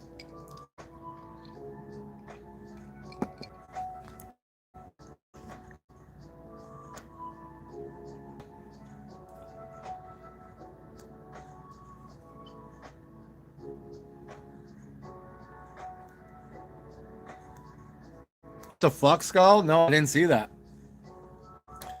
Nancy Pelosi? Yeah, what? That's all mad crazy. I mean, if you really understand, if you really understand, because he didn't, he did. He took an ego death, right? Like whoever that was, if he even existed, blah blah blah. But yeah, because they know it's a joke, you know it's a story. That's like what it like. I time and time again go, if those people, the way that I exist, the way that you exist, and there's people that have jobs, some people just aren't smart, and they're just their job requires them to do something, a simple task. Maybe they work at a factory putting on the cans of pickles. Well, that's their job. They don't have to be highly intelligent to do it, but they're doing it, and that's what they know. And they're just like normal people. If these people are politicians, just people, and they think that because they get the drama, the spotlight, they watch this is why I'm important, and they just feed their head like that, or are they literally shape shifting alien, blah blah blah. I mean, I don't know. Like how does like do you think it like if she's a normal, the way that I'm a normal person, the way you're a normal person, if someone calls you an asshole, like you'd be like, well, maybe sometimes, sometimes you take it to heart and you go, oh, that was really dumb. Like I'm not a good person today. I made some mistakes. We don't do it all the time. Like most of the time, like, you're an asshole too. Fuck you. But you change behaviors and you do things. But like, do you think any of them a second just go, yeah, actually, I should probably stop doing this. I'm a giant piece of uh, dolphin taint. You know what I mean? Like they like, do they just like boof jankum in bathrooms at hotels before they get on stage and go, I'm part of the Republican Democrat Party with the green, like, I'm gonna say something that is totally bullshit. You think they? I don't know.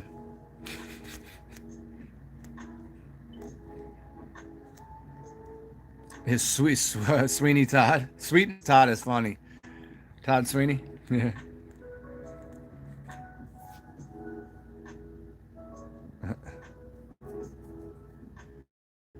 Up. He does not.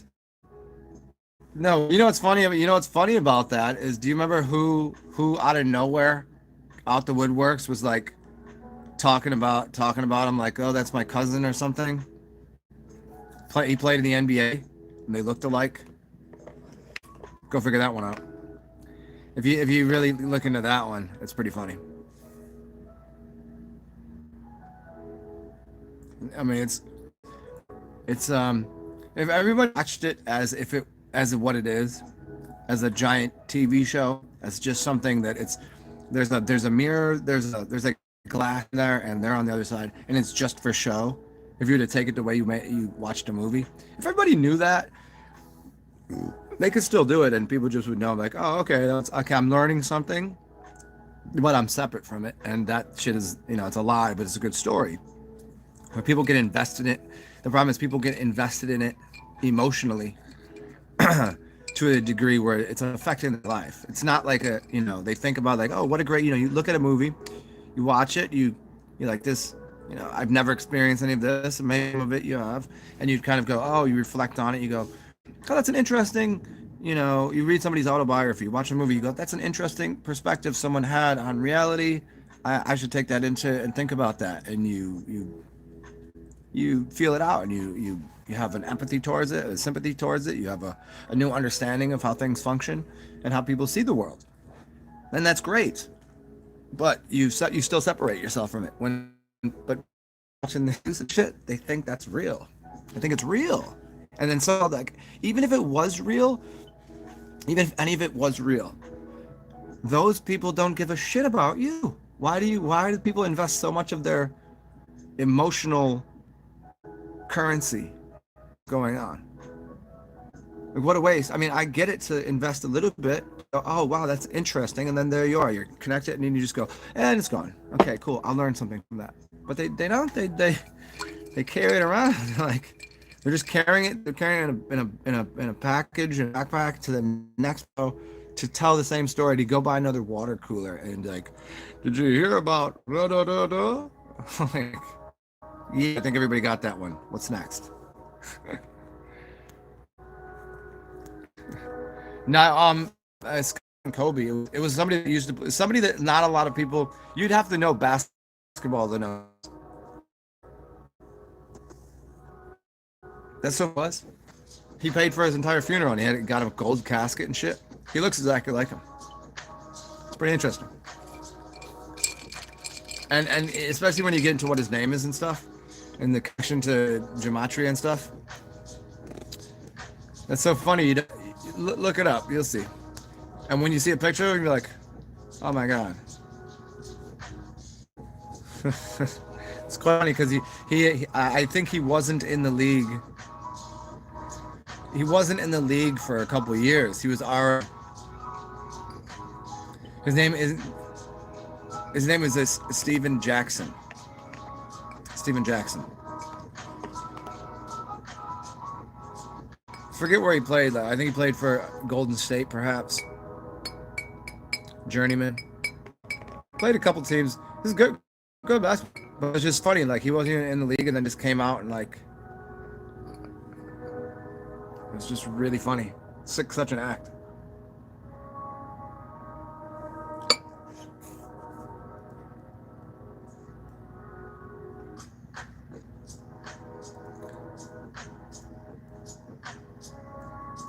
That's funny though. The skull you said it has an identical twin. Look at Stephen Steven Jackson. Look up him and look how much they look alike.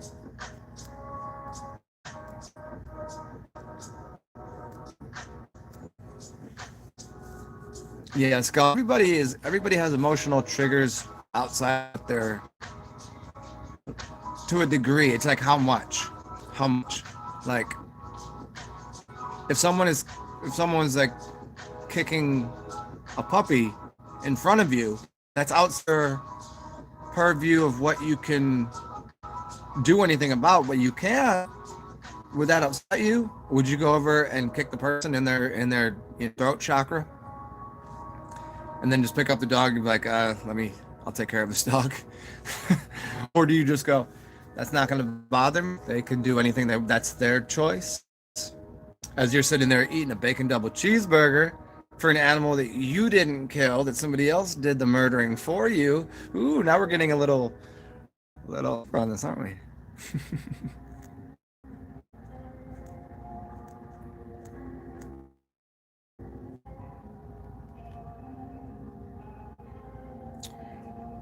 No shit, Melissa. Well, I mean, all of the people from the Holocaust they're all survivors. Documentary called. Just go look that one up. I don't I don't put it to me it's as believable and real the as the Civil War. It's as real as World War I or World War II. If you believe the narrative that was popular, the question is always this: how are there people there with video cameras filming it? We have people there, they're taking pictures of what's going on. Who the hell? How are you that insane? And how is the other two teams are playing like? Don't shoot the guy taking pictures. You can shoot us with the camera, but we can't shoot. The whole thing is so staged and rigged and so fallacious. It's ridiculous. All of it, especially what people think of as the Civil War. It's quite everything is blown out of proportion of what actually occurred. Yeah, look up if I'm pretty sure the site still exists, but they have had some shit like kind of taken off the site, which is terrible. But look up stolenhistory.org. They might have changed it from .com, .org, .something. Stolen History. And then look up one of the best, most well researched sites. Everybody on there is a big history buff and also gets into like the parts of history where timelines aren't linking up, where these things ain't making sense, where these pictures are staged, where this couldn't have happened. That like they get really deep into it, and it's people that are extremely well read to begin with, and then they have a keen eye for specific, and they get into all that stuff, especially about pictures that you see of people during the Civil War, and how a lot of those were either wax dead bodies, and they get into like cameras that were used at the time and lots of really interesting things. When you look at the eyes of these people, they look like glass eyes, and then the way they're always standing. Some of the pictures you can see something behind the person. Literally it's a metal post that goes up and goes around the belly and then around the upper thing and then holds their head up because it's a dead body. And then they put glass eyes in. Most of those pictures that you have people in the Civil War things, it's just they're photo-opping dead bodies. Crazy shit, right? Dead and tails, no tails, right? That kind of thing. Is like, use that body. Even look at some of Abraham Lincoln's pictures. You'll see a lot of crazy things if you start to study them. Look behind or where most of these people are standing. Why do you think you can go to wax museums? Wax museums. Like some of these bodies were already covered with wax, like the body, but then they put it with formaldehyde, put wax on it to make it to let it, just so they could use it for pictures.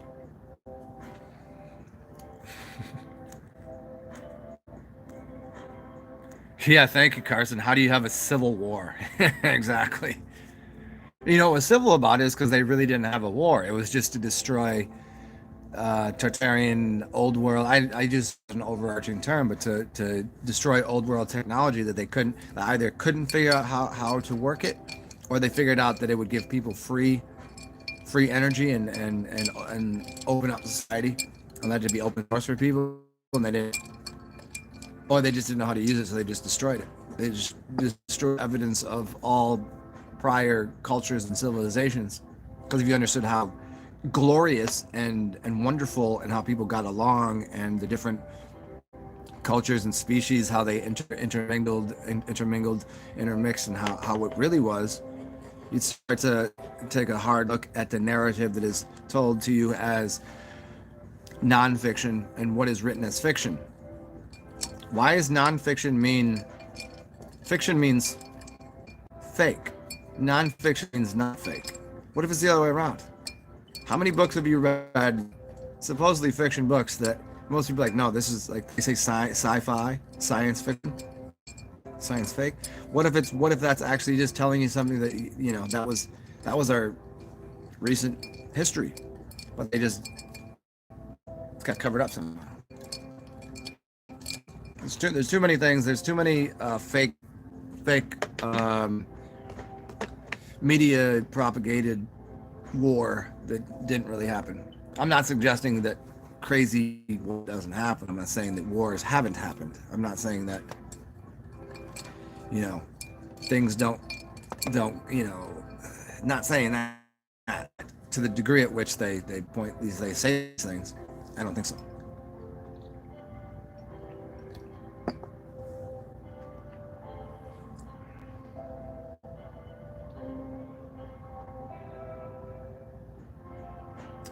Hey, Skull, thank you for saying so. See, your grandfather was shipped out to Berlin in 45, but never saw any action. Yeah. Most of those combat that people, like most people don't talk about it because they weren't in it. Because they did war games, and most of the injuries that occurred were think in movies. Some men get hurt. Actors get hurt when they're doing like a crazy explosion or something. Things go wrong. That's how they get hurt. What are they going to do? They want to be a war hero? Well, tell them you're a war hero. All right? That's what they do. But they don't want to talk about it because they weren't a war hero. They were filming a scene for something to propagate a lie to the public, to the population. And they become war heroes. No, they're not. No such thing as a hero in war. That's the most insane thing I've ever heard in my life. There are people that most of them, they go in and they're there's also they're running like psychological ops on that all day. I mean, they do it to the population, but they do it especially to the people that join the ranks, the rank and file of the military system. Some of it is some of it's for a good reason. I don't discount the motivation and power of using, like, isn't it a better thing if you were to come to the conclusion that a Hitler kind of guy didn't really exist the way that you think, that didn't happen the way it did, or Stalin, or Pol Pot, or Mao Zedong, or Mao Zedong, or any of these Eric the Red, any of these giant terrorizers, if any of these wars, if you started to just eliminate like these wars didn't happen, isn't that a good thing? In one way, it's a good thing. In the worst way, that's psychological terrorism, driving people to, to do shit differently, like fear-based. They're in one direction it's fear, the other direction here's a carrot and candy. It's easy manipulation tool. It's not healthy. It's not healthy for a complete, authentic experience for a human being, for anything. You don't rule through fear, and that's not good. That's manipulation. But nonetheless, isn't it better that? Wouldn't it be better that there's a lot of reasons they don't talk about it, because they'd have to come out and just be like, that didn't happen that way. I mean, look at your boy. Go look up the video of Neil Armstrong. He says, some girl says, well, why is he talking to like a kindergartner at some NASA event, and she goes, well, it went to the moon. Why haven't we been there since? What does he say? And he goes, I'm asking the same thing, and I'm going to tell you why. Because it did happen that way. He just comes out and says we didn't go to the moon, and that's why we haven't been back. And he goes, that's the question I'm asking. It's been out there for a while, and then they discredit him and say, oh no, he's old, and yep. That's what it is. So I mean, there's just a lot of that going on.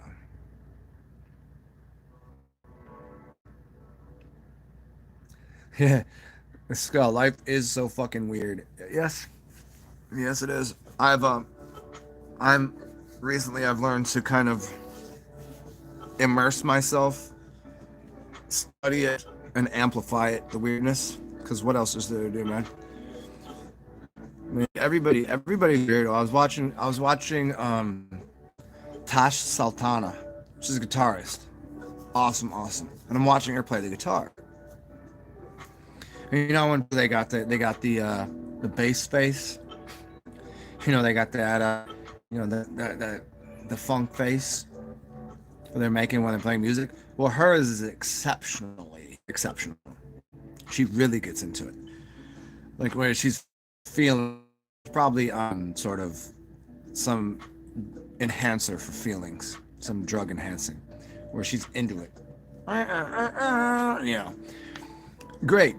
But like people are like that. People are so into whatever they're doing that they geek the fuck out. You know, you ever watch somebody that's very focused on something, playing video games, and they start doing all these things with their faces? Like, I mean, just how weird people are. How absolutely strange. It's funny, her, if you look at her, you'd be like, that's a dude. And if it's not, that's a very dude looking chick. I'm saying like back in the 80s, you know, the chicks had some masculine features, some dudes had feminine features. Now it's becoming more and more, did they actually get their stuff chopped up and shave this down and do all the surgeries to that, you know? And I'm fine with all that as long as somebody does it later in life and they're like already comfortable and going, well, this is what I want to do. This is my, you know, I've come to terms with my sexuality and what I am, blah blah blah. But you know, but yeah. So the weirdness of so watching guitarists, especially this her, really good too. Um, just watching someone's face, just how somebody gets really like. You ever seen somebody drawing something and they start like doing something with their tongue and they're like.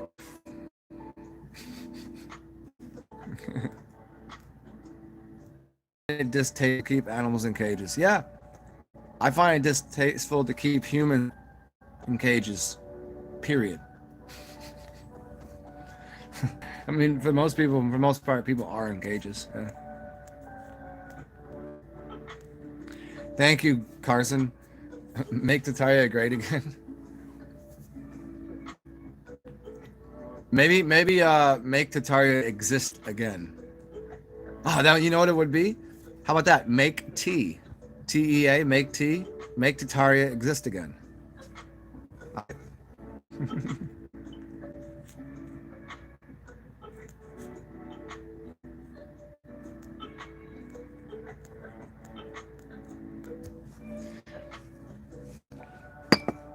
Hey, Carson, thank you. Faction and fict and fact, same word. So, I was seeing if someone would catch on earlier when I was saying nonfiction and fiction, fake and. Yeah. Melissa, you got confused by that too. I remember always. I don't know. I couldn't get it through my head that it was the opposite. I would always go, which one is which? Every time I go to the library to get a book, which one's which? Because it was exactly it. Even every part of my being knew it was the opposite. But they no. It means fiction means fake, not fact. So nonfiction is real? Why is it non? Non plus.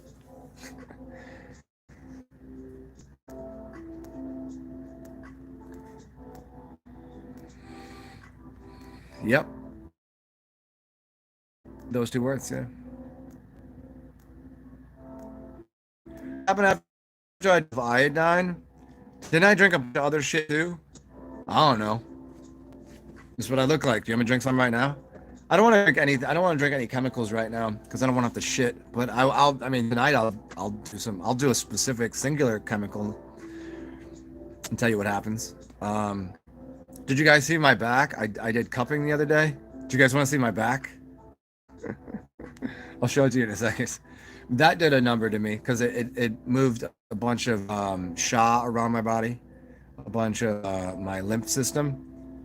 My back is bruised, but it's superficial bruises, so it's not like it doesn't hurt or anything.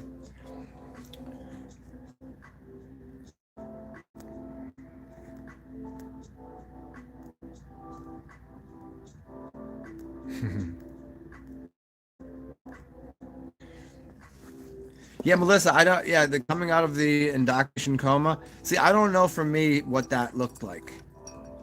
It was like when I was a child, I was very, very much followed the rules, followed the orders. It's like I don't know what changed. It wasn't like I just woke up and there was some stark new reality. I know that's happened to people. Um, I don't have any specific like when it was like this and then I don't know. It was like a kind of a ever evolving. Mm,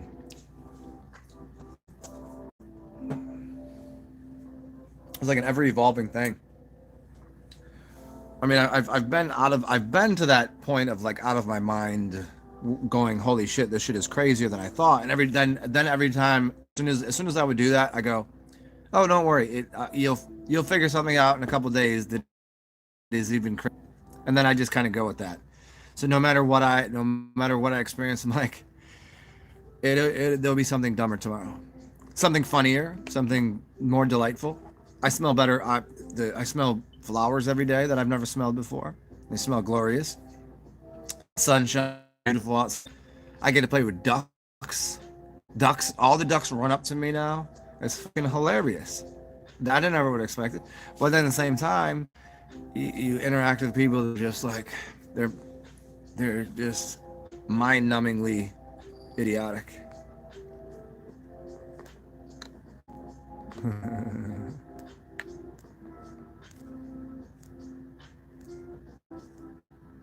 I'm Melissa. I'm here. I'll show you what I have. Let's see if it's up here. Because I just cleaned out all of my closet and all of my herbs. I'll show you guys all my herbs a little later today. That's all in my closet. Let's see, this is yeah. So I'm gonna just say it again. Whoever giving the money for this, thank you. Look at hands free, and I don't have to put it up there anymore. I can do like I could get another. I could do a cooking show now for real. You know what I mean? Because before I couldn't, but now I could just do this. I could just like down. You know what I mean? Could like I do a cooking show like this now. Yeah, buddy. And I can show you what I'm doing. Like I can put it on the cutting board over here. Yeah, I know. It's kind of exciting to me. Hold on, right here. So used to this thing. So kind of iodine I got for you.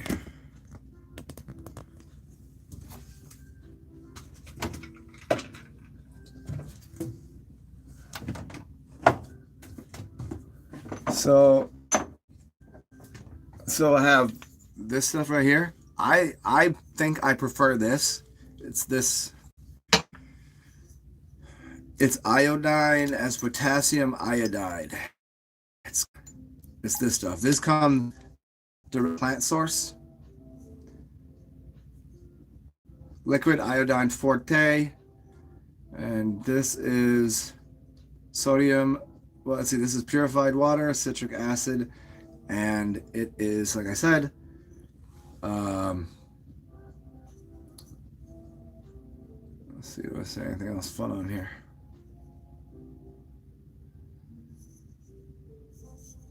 There we go. Potassium iodide.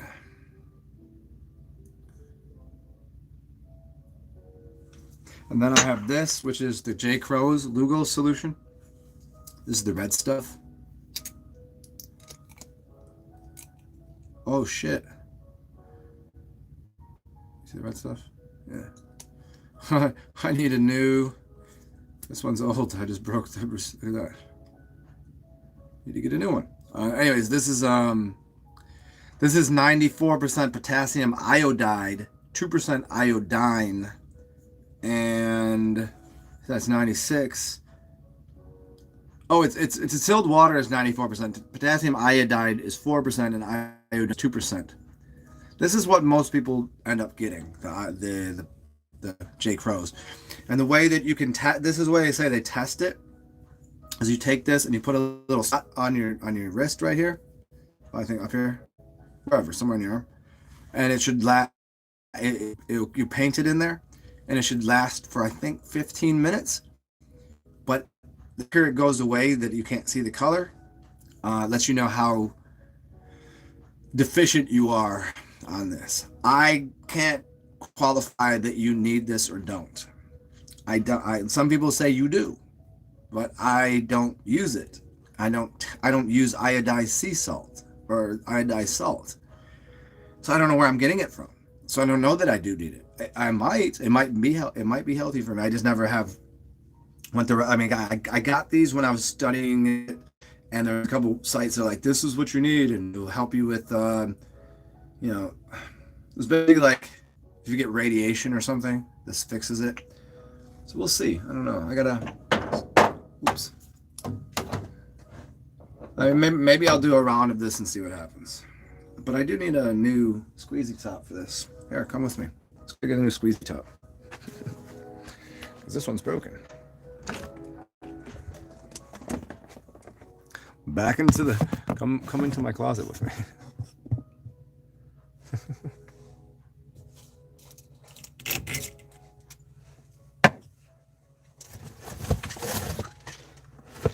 Here's part of my fun stuff. Here's part of my boxes. So this entire box right here, this is only a portion of what I have here. So I've got all of my herbs. I got roses. We have herbs in here. All right. So I got like 2 giant boxes of herbs that you've probably never used or heard of. And then I have a cupboard full. And then what I do need right now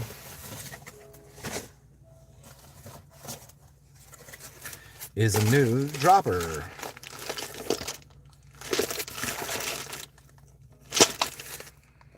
Un momento.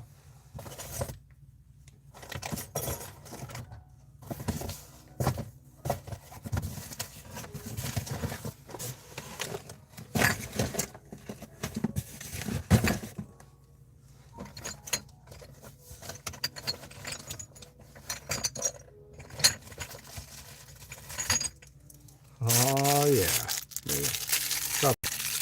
Oh, it's not going to be big enough, is it? Short one. In case you didn't know, I used to make a lot of tinctures, and you can hear this. Oh, I'll show you. So I used to make tinctures. These are just some leftovers. I used to gift those away to people.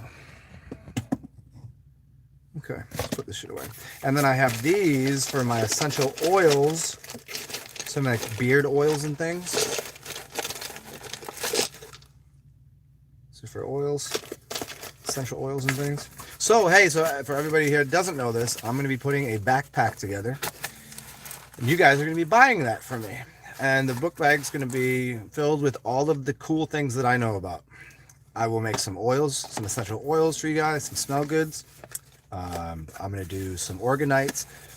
I'll probably make my own incense, because I have makings for incense and candles. Some Palo Santos, some magical things, some other things that I know about, like like gua sha tools and things. It's going to be a backpack full of awesome things. So you guys start saving up some dollars, because I'll probably sell it for like $100. Maybe a little more, depending on what I'm putting in there.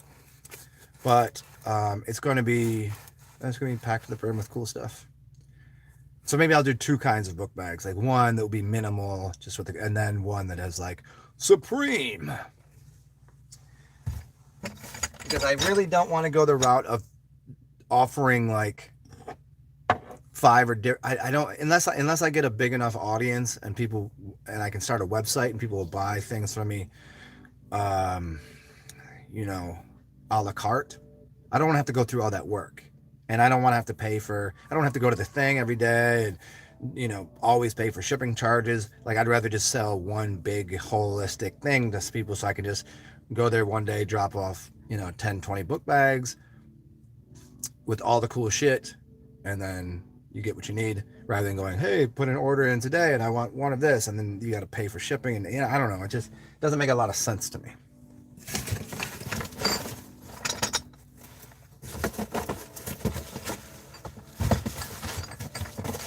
So there you go. We'll be oh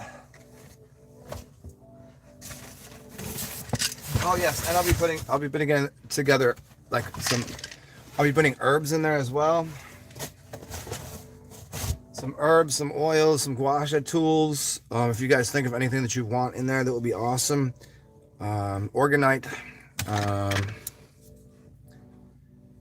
don't know what else. I already made a list of things, but it'd be cool. There'll probably be like 12 or 20 goodies in there.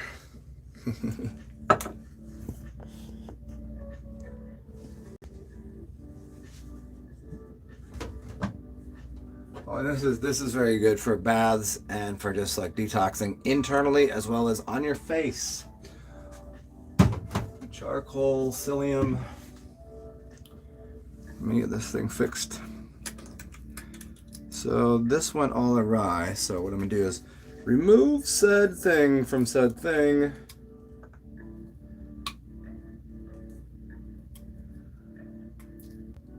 Oh man.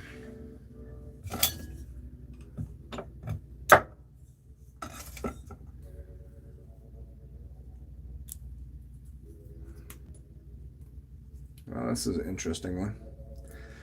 This one's giving me a whole fucking problem getting off of here, huh? There it is.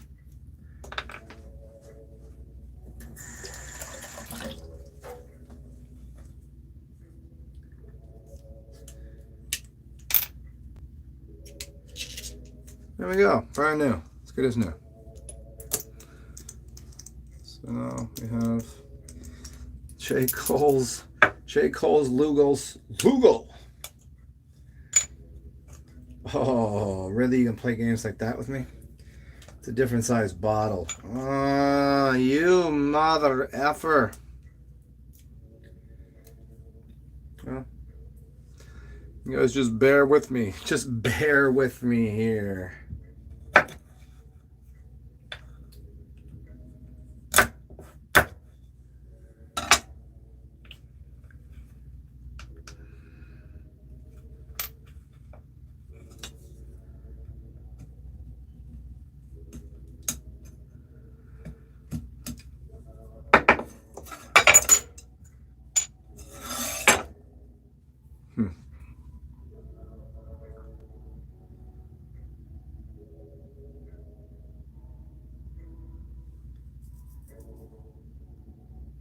I do. I got a new tripod. It's you guys won't have to see you guys won't have to have me just sitting there with it in my lap, just shaking it all over the place, and I'll be able to make videos easier this way. You got the J. Crows. What do I have for natural shampoo? What do I use? I'll show you what I use. I don't hold on a second. I don't wash my hair too often because I want the natural oils in it, but I do need to wash it, right? Because when you live in a city, there's still toxins and shit, you know. There's cars and there's exhaust fumes and just regular, you know, the mess of living in a city. Oh man. Well, I'll be damned. I have to get a new, this is not the right size lid.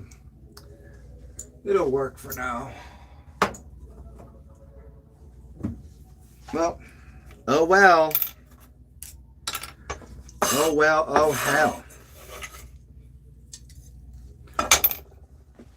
But I'll show you what I use for shampoo, and also, I mean, you can use aged urine or fresh urine. Aged urine will it will clean the fuck out of your hair, but it will leave it a little bit. I found that it makes it kind of, I don't know, like dry hay. If that makes sense. So if I do every once in a while, I'll do like a major overhaul on my hair, which is essentially using urine and doing a whole thing, and then afterwards I go and get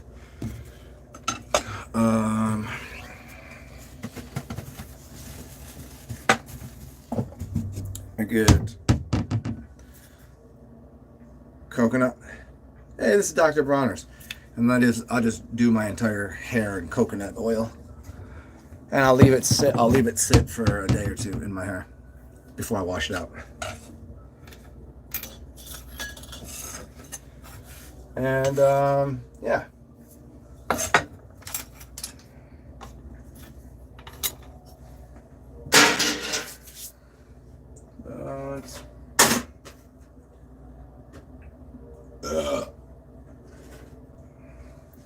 Right there, yo.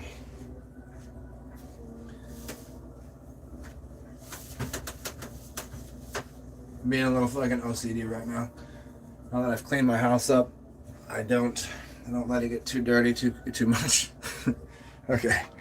What do we use for my hair?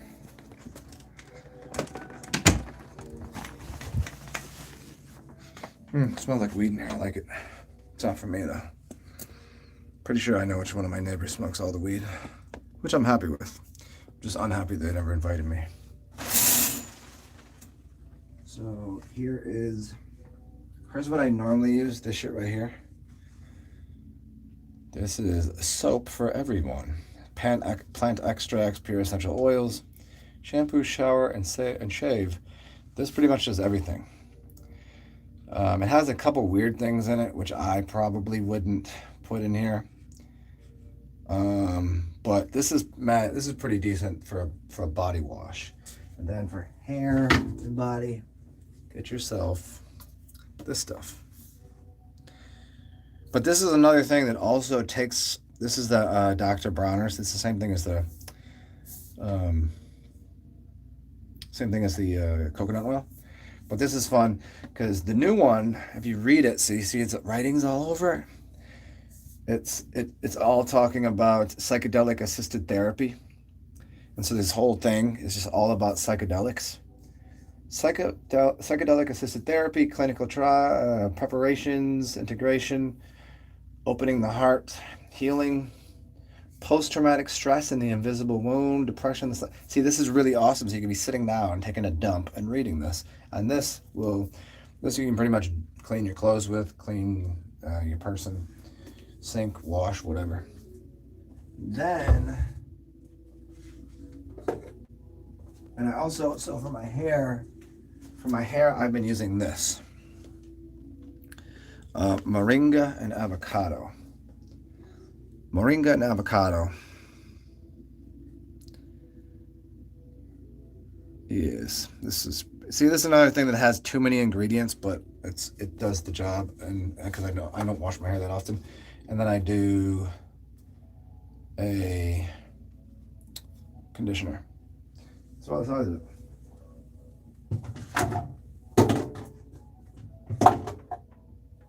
But again, because I don't wash it, I don't do it that often, then I have a spray bottle. And this, you can guess what's in here.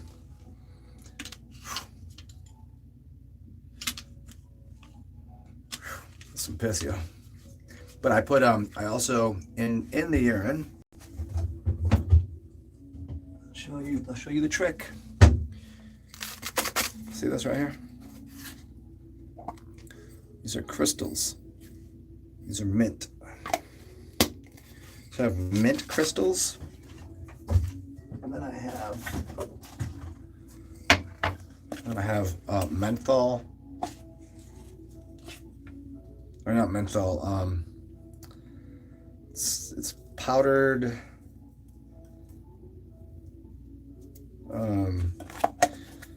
I don't know if this is menthol or camphor, but it's something like that. They're both very minty.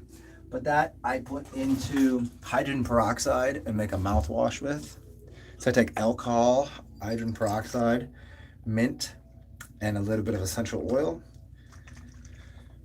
Cleaning your face off, and then I put that in here with the urine, and that's good to go.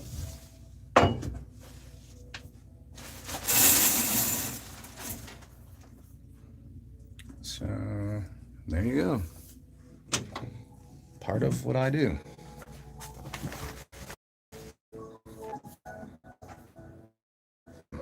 Hey, selfie stick.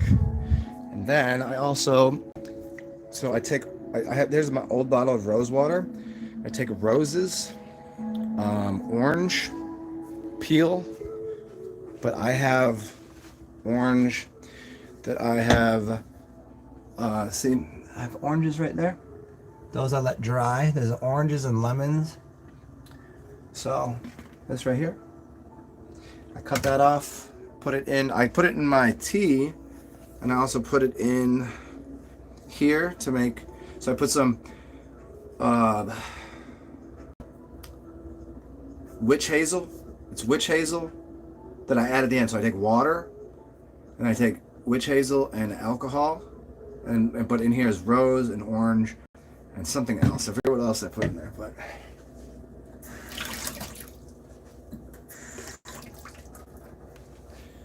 and that is just because shit smells good. What do you think about that? Selfie stick.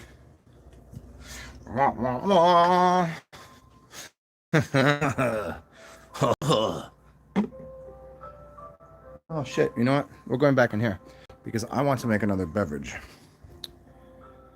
of coffee, chocolate, my chocolate milk beverage. I do kratom chocolate milk.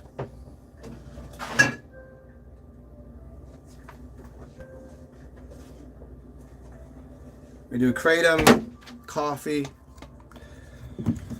chocolate, milk, and where's the?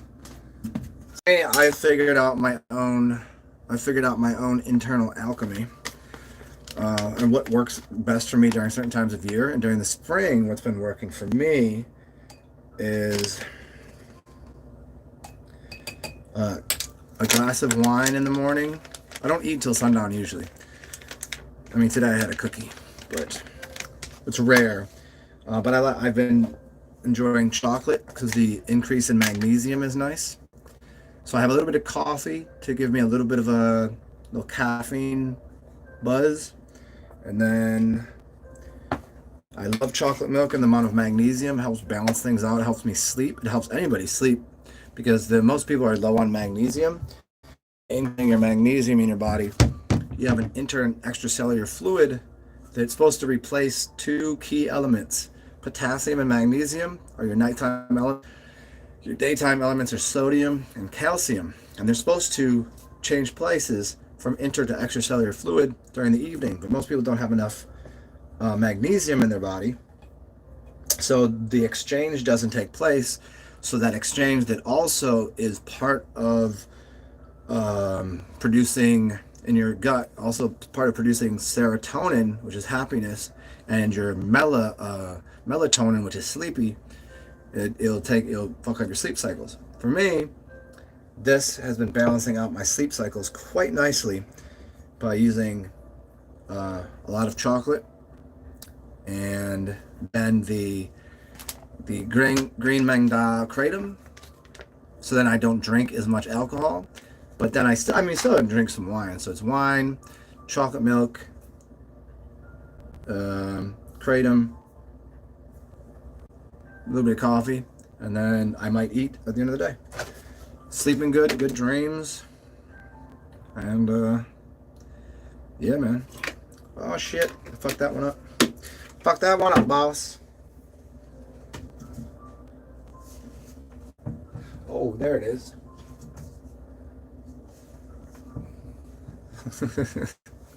What have you done here, Zen? Do you ever talk to yourself in third person? I never do. I think it's weird. Let's see here.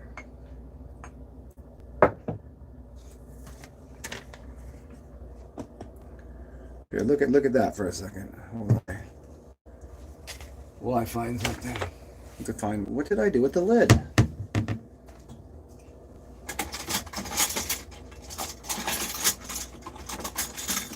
Oh, that's right. Now I remember. I did that rice experiment, so I had to get a new lid. A little sugar. But yeah, as far as people balancing out their internal alchemy, their brain chemistry, some people require uppers. Some people are like more in the anxious and they need something to settle their brain. Some people are like very depressed and their brain is just not functioning very high. So there's just things that will go to assist that. And keeping it in the plant life category tends to be a better idea than an actual chemical, because the chemical is connected to a salt, and that salt, it has an addictive quality to it. It'll do the job, but there's a lot of people that can transition, say, from something that is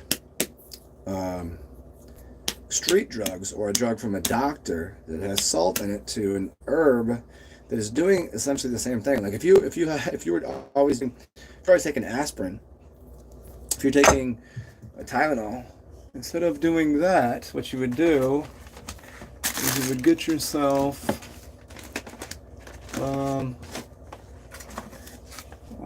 where is it? Oh, you get yourself white willow bark, and that's what they make aspirin out of. There's I forget the chemical that's in it, but that's a pain reliever. And then you have things that are more in the realm of speedy upper thingies. Just coffee on its own, caffeine. I'm not being the caffeine, but I don't mind in the morning, as long as it's just a little bit. So, yeah, it's just about finding whatever the balance is for your brain and for your just general demeanor and attitude. Like if you're somebody that likes to be a homebody, and there's things that would probably help you. You know, if you're always out and always like spastic and you want to calm down, there's plenty of herbs that do that. But here's the thing: is a lot of people, when they get into like buying herbs at stores from the little tinctures, you don't know the efficacy of that because you don't know how much of that herb is in there and how much should they dilute it, and how much you got to pay. $15 for a little thing of whatever St. John's wort. Dude, I have a pound of.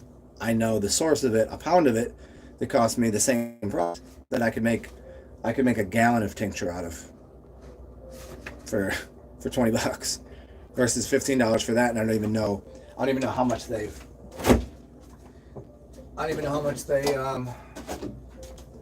oh shit, how much they diluted that.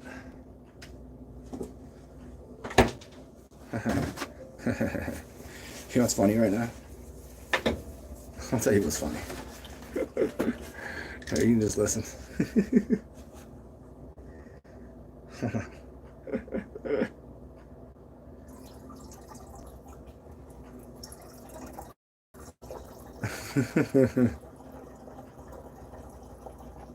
What's it like, 11 o'clock? It's like you ever see a baby that whenever they're taking a poop and they're just looking at you, they're just staring at you?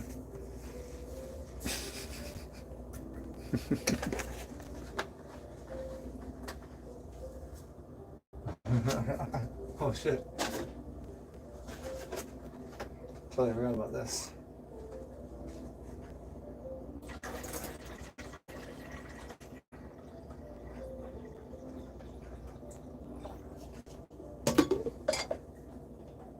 Hopa!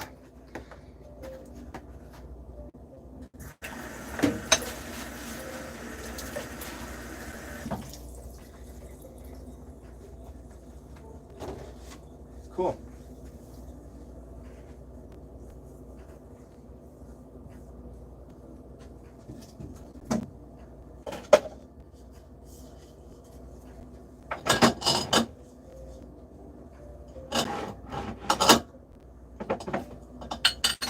Oh, and there's one more thing that I add to this, and it's called maca, maca powder.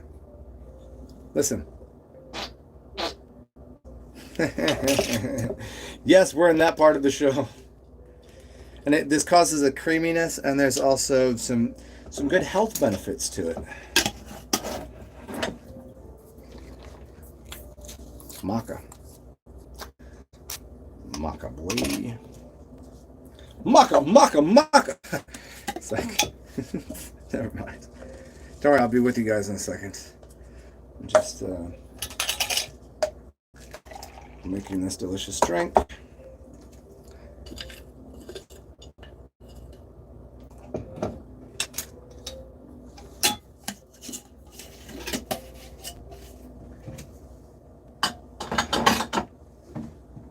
It is. Oh, and I remember when I asked you what time it was.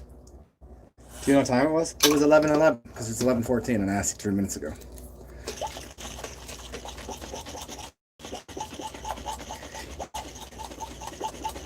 Oh yeah.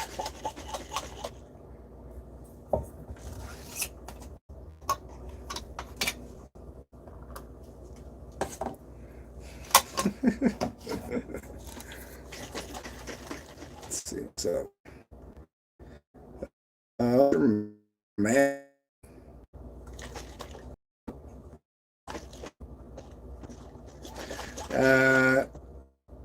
Melissa, let's see, where are we at here? Sorry, I'm catching up with you guys right now because I've been shaking this off. Oh, yeah. Oh, man, yeah.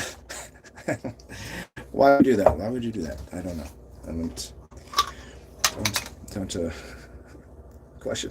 Don't question me. Melissa, yeah, well, holler at me. I'll tell you where to send. It depends on what you're going to send me, but I'll give you an address. It probably won't be this address because I have trouble getting mail here sometimes because the mail room and shit. It's long story short. I'll give you an address though. I'm probably just going to get a PO box.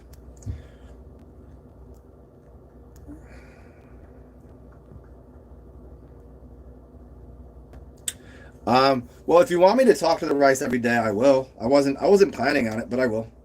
I'll do that. I'll do a daily rice. I'll show you the rice every day and what we're doing.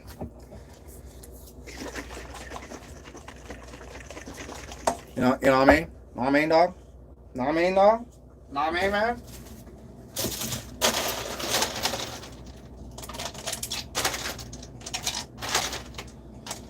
Oh, if you guys want, like last night, I made some buttered chicken. If you don't know what buttered chicken is, get familiar. Basically, you marinate the chicken in yogurt and onions and garlic and some curry. Different. Depends on what kind of flavors you like. Some turmeric, some nutmeg, some make some Indian spice mix. And then so I made buttered chicken yesterday, and it was out of this world. And today I'm going to make tandoori chicken. What do you think about that? You guys want to stick around? And now I have this thing, and I can show you how to make it. I already have it. I have it prepped in here. I have the chicken already. It's already been. Oh shit! I am slightly retarded. Gotta add this thing to it.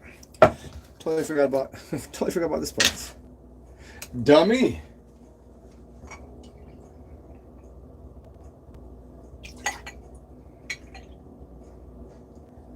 You fucking big dummy, son.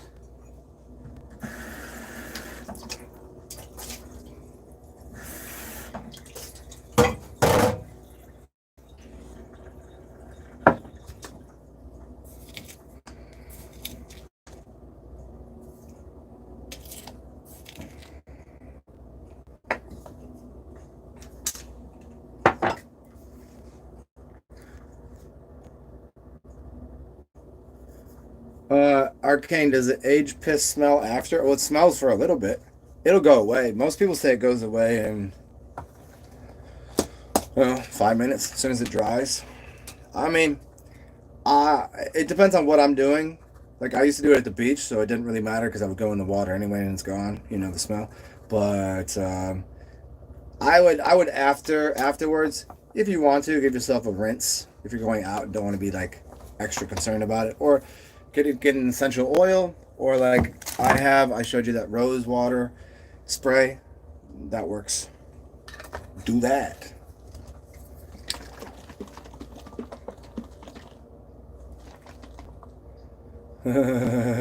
Arcane, you set up outside of Walmart? Nice. What's up, Melvin? Hey, Melvin, thank you for the duckets the other day, man.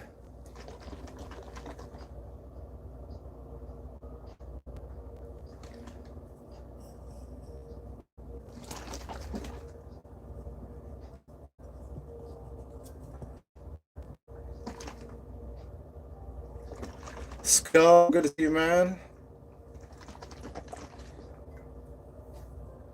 Because I'm afraid I'll shrink their head. Like as a psychotherapist. I'm a therapist and I'm also a psycho.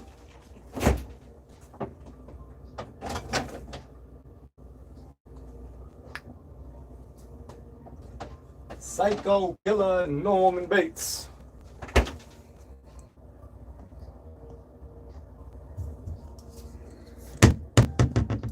What's up, Mr. Mannion? Oh, yeah, you like? Well, I'm doing gold on gold and everything today. You know what I'm saying? Might as well. It got cool today, so it's under 70 degrees, so I'm gonna have to rock the hat, and I want to wear this. We'll see. All right, let's go back into the cool room. Let's go where the cool kids hang out. You wanna join me? Come on. And I got the cool new. I got the fucking picture stick. Or what do they call it? Selfie stick.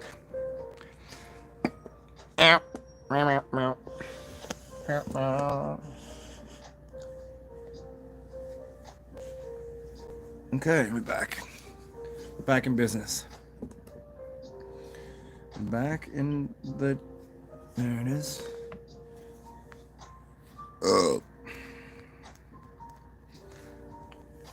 Yeah, it was really nice yesterday. I got up, it was like 58, which is no good. And it's gonna get up to 70, but not till like 3 o'clock. So we still in the mid 60s right now. Mid 60s to me is still, it still says I need a little something more than t-shirt and shorts.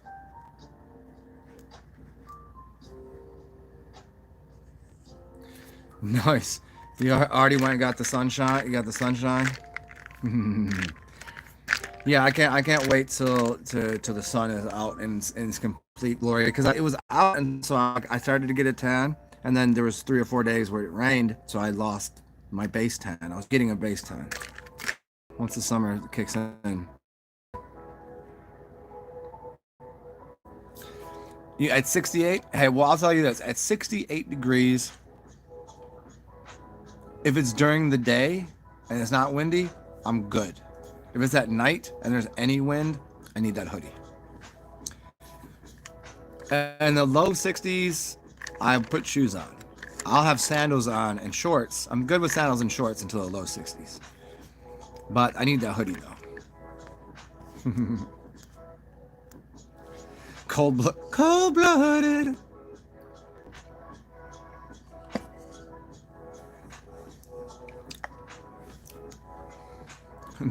like a reptile.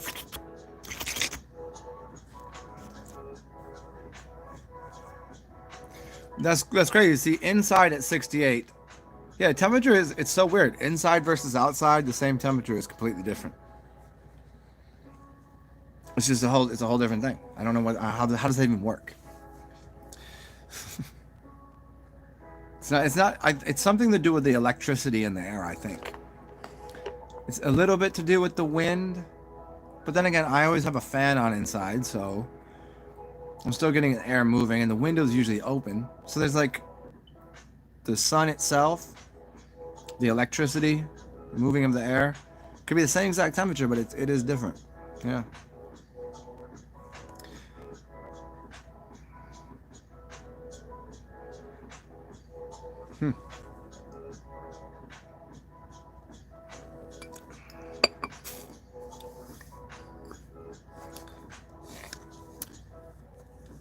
And maybe this weekend, I'll do a special event for you guys this weekend, and it will be special and it'll be a surprise. Because I've learned to. I'm usually terrible giving people surprises because I want to tell them, because it excites me, because like, oh my god, you're gonna like this so much. But I'm also, getting something. Don't tell anybody what your plans are, because they can energetically, on their own, without even attempting to, they can throw a wrench in your plans. So that's why you don't tell anybody your plans, like your magic. Let's turn this into magic. This is why when you make a grimoire, there's usually a lock and key on it, and you hide it, and you put it into a certain place, because that's the story. And if someone, they can energetically alter it.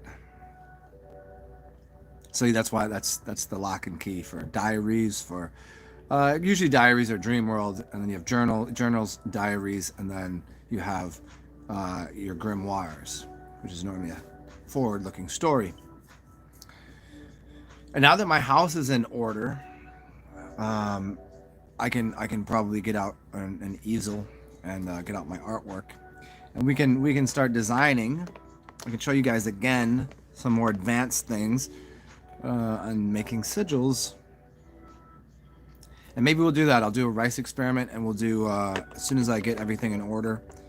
Maybe like maybe not daily, but we'll do like a sigil. Maybe not a sigil a day, but I could just do a bunch of short shows. I could do like a sigil a day short show, and that could be interesting. But I don't think I'd want to do it daily, because I'm not that regimented in things. Maybe like do like two or three a week. And then, yeah, we could, yeah. I already said that I might do like an herb a day. I didn't want to do an herb a day, but like maybe I could do like a day a week where I do a sigil one day, I do an herb another day, and I do like I could plot it out that way. I don't know. I like the free form. I don't like it too organized. But I suppose I could do short shows.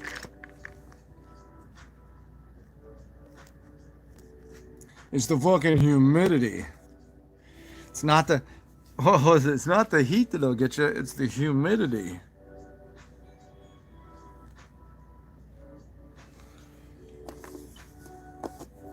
Gouache. Just erase some of these fine lines and wrinkles.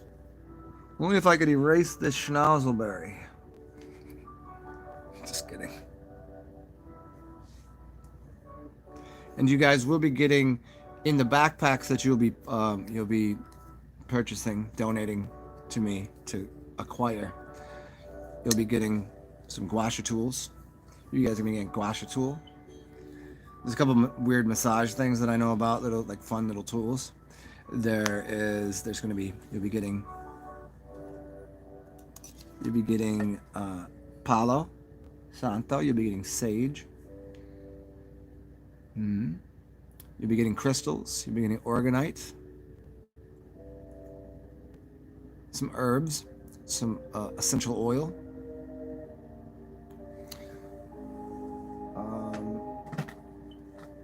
I think what I'll do is probably do some smaller pieces like this. So we do like organite, maybe this size, but I'm gonna do different shape. I probably won't do a pyramid. I'll probably do something different, and we'll do sage. It'll be more than this. It's not gonna be like a fucking stupid piece like this. A tool like that. Herbs. Let's see, where did I do? I was writing this down the other day. Oh man, I forgot I was writing my dreams down in this book a while ago. You will be also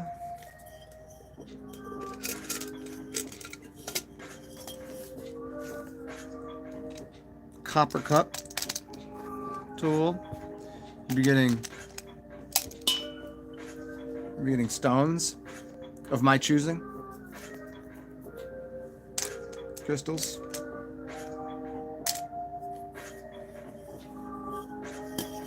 Maybe what I'll do is I'll do one backpack that will be like extra special, and I'll just juggle them up, and then just somebody will get that one. Where instead of just doing a small cup, I'll do something like this, a copper. I could show you too. Aged Jaren will turn this from this color to shiny, shimmering splendor. So that's yeah, Aged Jaren in this. Maybe I'll show you guys right now. Might as well. What the fuck do I got to do?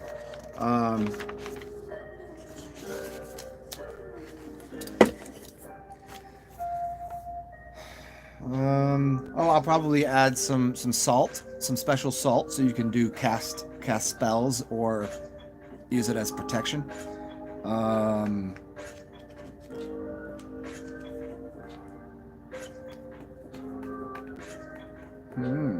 Well, I'll probably be adding some of these.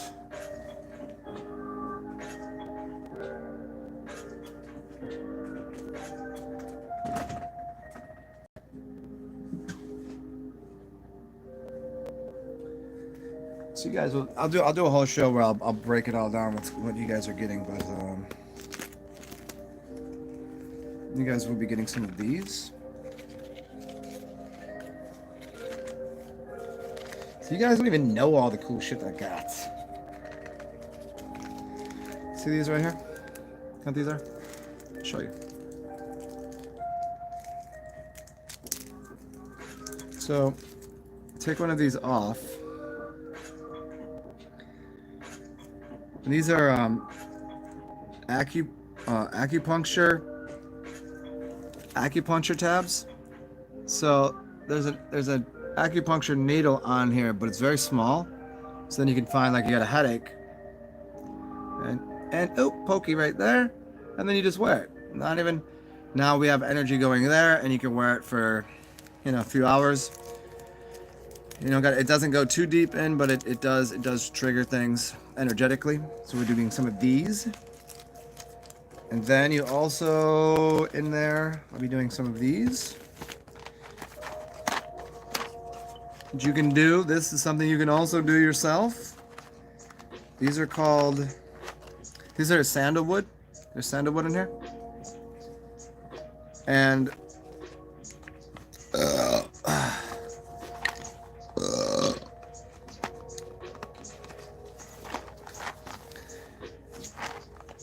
it's called moxibustion. So I'll show you right now. What the fuck do I gotta do? I'll show you this cool shit you're gonna be getting.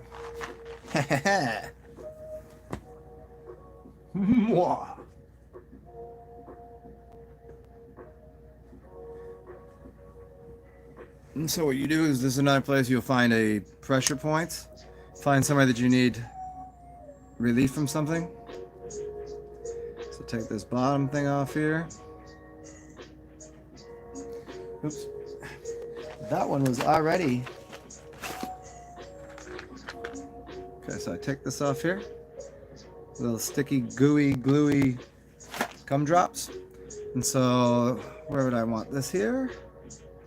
So here's right here. See, it's gonna stick there.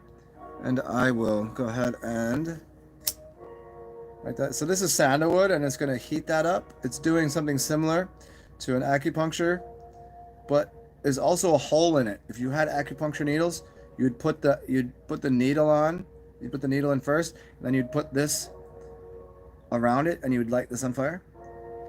And this will heat the needle up.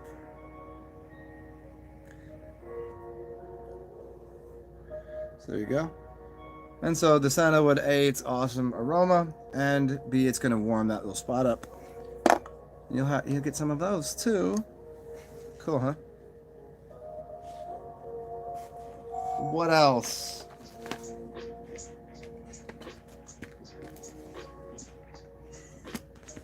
Oh, I'll probably add some of these.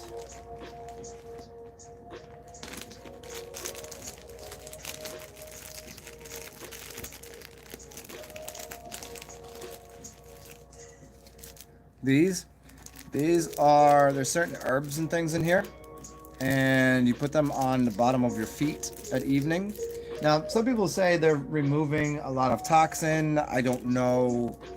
What's coming out isn't all toxin from your feet to make it like the foot ionizing baths. What you're seeing is not the complete result. It's a result of a chemical that's happening, but it's still doing something. And these things put energy into your feet. There's good herbs in here, and it definitely does. You will release some. Here, check this out. I'll show you what this does. Let's see. Let's see if you can see it.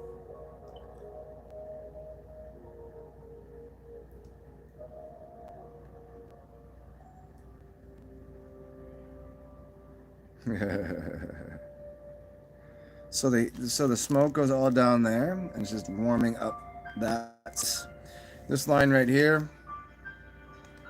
opening up energetics right there.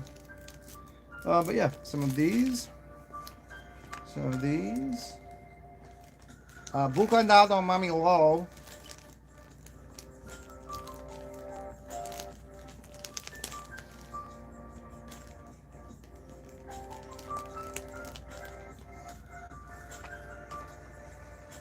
Be with you in 1 second, y'all.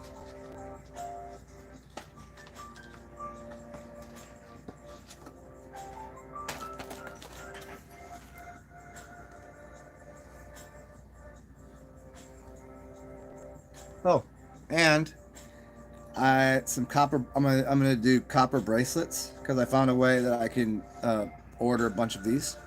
Copper. I'm not getting you anything like that because that's mad expensive. Um, Probably also I'm gonna look into this, but like I said, I'm gonna make some candles. I'm gonna make some incense. Then there's a couple other things that'll be a surprise, but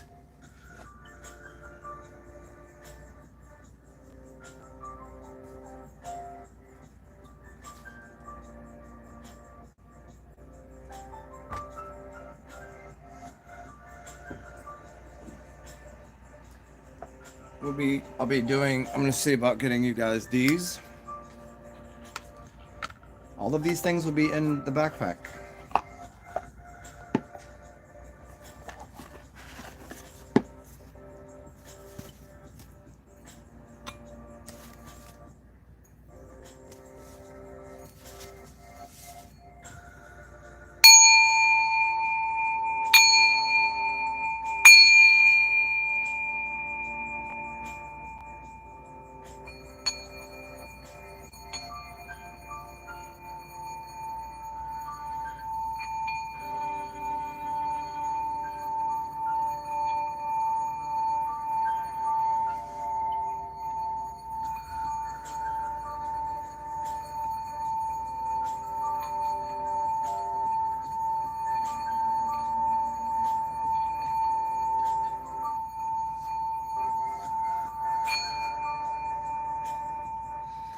And what's really interesting, the way they used to do what they used to use these for, at least the big ones, the crystal ones, if they were tuned correctly, there's a couple of things. What they do is they would put their wine. They would take red wine.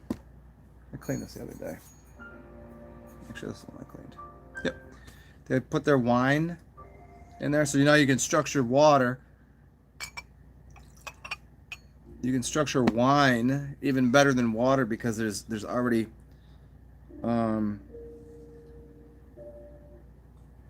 there's already some sugars and things in there that will hold space better.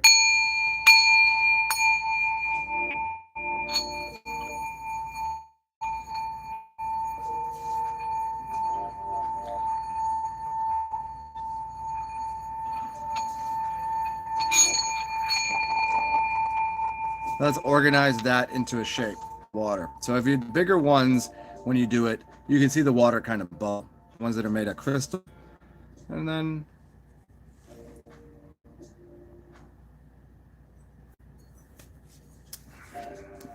cool, huh? You guys will be getting this. You guys excited? You gotta be a little bit excited about this.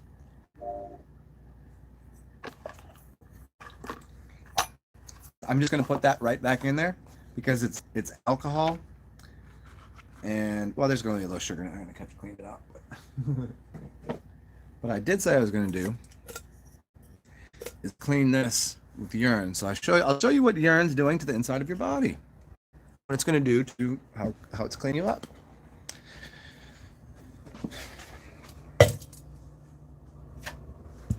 Okay. Okay, let's see. Which kind of piss do I want to use? How aged do I need it? This stuff is like 2 weeks old. This is like a week old. This is 2 days old. 2 weeks. And the ammonia content, let me show you.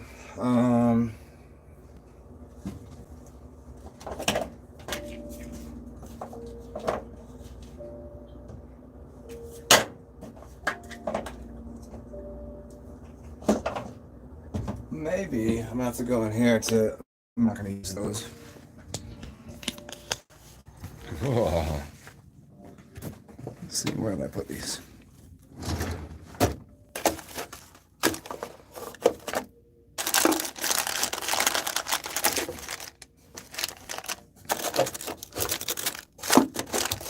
Uh-oh. What have I done? Zen, what have you done? Oh, they're there. You know where they are? Exactly where I left them. So, pH strips. Oh, and then I have piss right here. That is...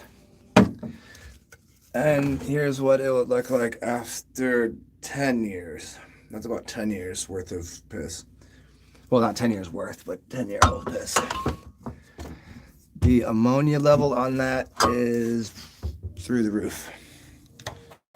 It's like 13.5. Okay. So let's just see. Let's see about this.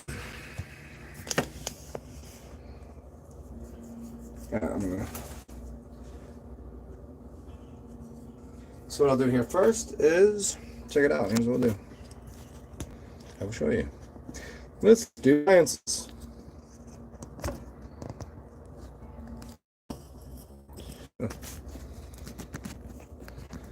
Hold on now.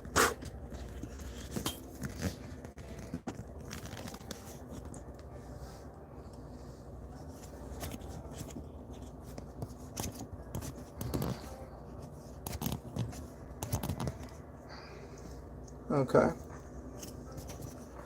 This is fun. I'm just getting to learn how my camera works. Don't worry, you'll see my stupid face in a second, y'all. Okay. Okay. So let's see what the pH is on this. pH. pH strips. So put that in there. So it's already, well, it's already above 9.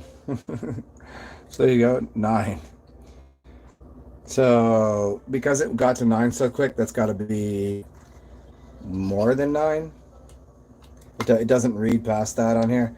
These ones, though, might read higher. I have these ones, but these ones read leukocytes, nitrate, urobilinogen protein, urobilinogen proteins, pH, blood, specific gravity, bilirubin, and glucose levels. These ones read all of this, but I don't know. I'll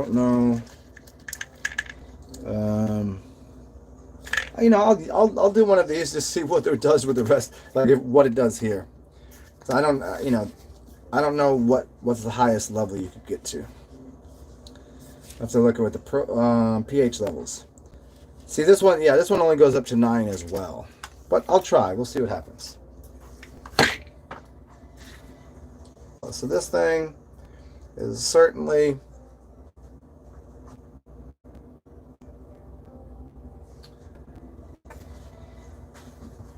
and there's really not much of a reason to show you this one here because it's definitely going to be higher than this one because as it gets older, the ammonia content goes through the roof.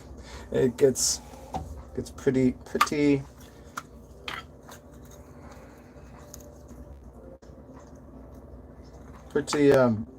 base. How low can you go? Boom, and there it is. That's already they went all the way past 9. So I don't even know. This is.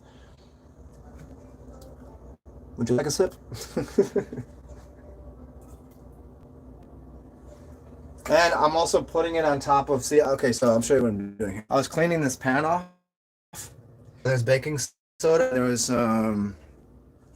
so you add ammonia to it. There's a little ammonia, but then I'm using my urine. So again, let's see what this does if I put this stuff. Okay. So here we are here, and let's see what it does to this thing. So this one here, the way you read these ones, not this one right here.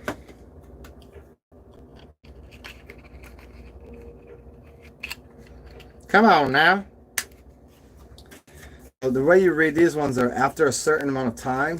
So it gives you, so this one, you read the glucose first at 30 seconds, the ketones at 40, then 45, 60. All of these let's take 120 seconds to tell you. Let's see what happens here. I'm going to go ahead and you guys can, 30 seconds to read the first one. What I'm going to do is just do this.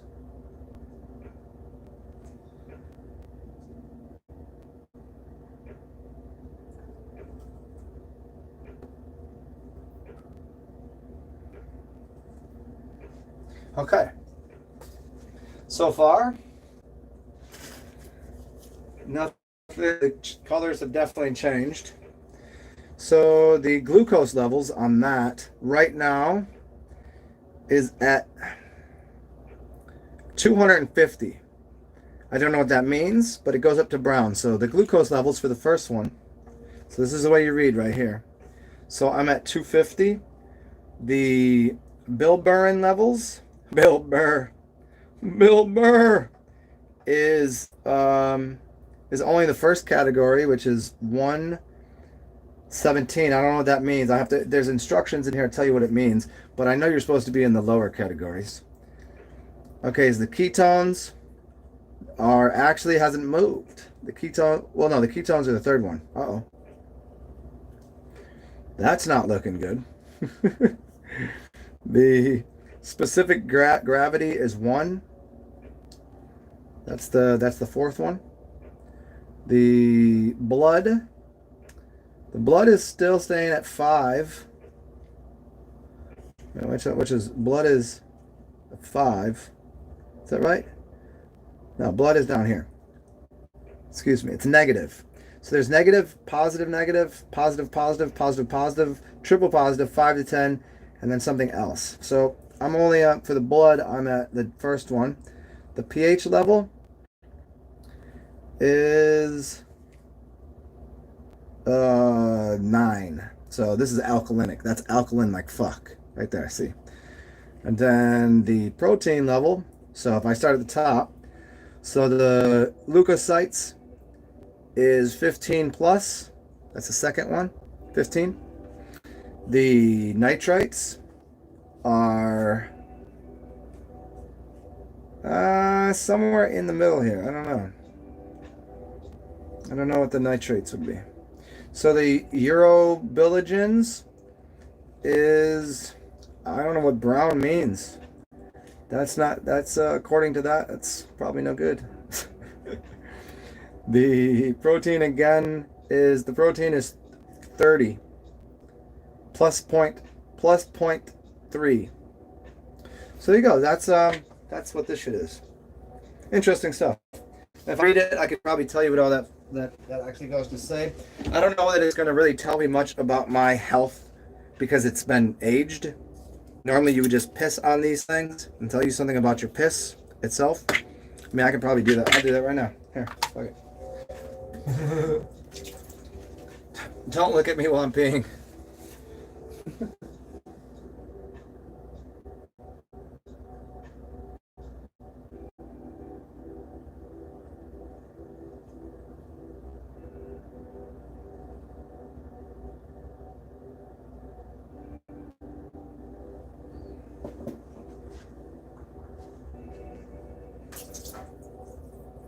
Okay, here's piss.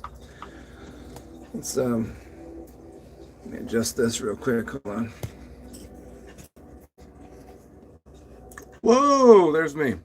And here's something that's important for people to know about taking these pH level tests. And especially people that get into, like, you know, you want alkalinic. So there's a difference between alkaline, alkalinic, and alkalizing. Okay, that's very important to know. But nobody takes that into consideration because they just listen to other motherfuckers say shit that they don't know about. And also, there's a difference in pH level of your blood versus your urine versus when you take it and what you've just consumed. So none of it has a very good value. Your urine is not a good indicator of how healthy you are in your. It's a good indicator, but they're not reading the right things. Your pH level of your urine is not going to tell you much about the health of your body, because you could have high pH, you'd have an acidic urine, you could, but it could be the result of your body going through a healing mechanism, which would be meaning that your body's healthy. So here we go. Here's my piss right now, and this takes 15 seconds, and I'll tell you where my piss level is right now. So 15 seconds, and I'm sitting at 6.25 on the top chart. Let's see. I'm at about 6.5. 7 is neutral. My piss is a little bit acidic. 6.5, you'd say? That color? That's about 6.5, right? See that? That's that color right there. So there you go. Now, what would that mean as far as my health? Not much. I just consume certain things. I'll do one more of these because why not? I got them out. And then I'm going to show you what happens to this copper cup. You know what? The thing that comes with this, I don't know where I put it. So I don't even know how to read it. I'd have to look up the chart online. But let's go ahead and see what this does here.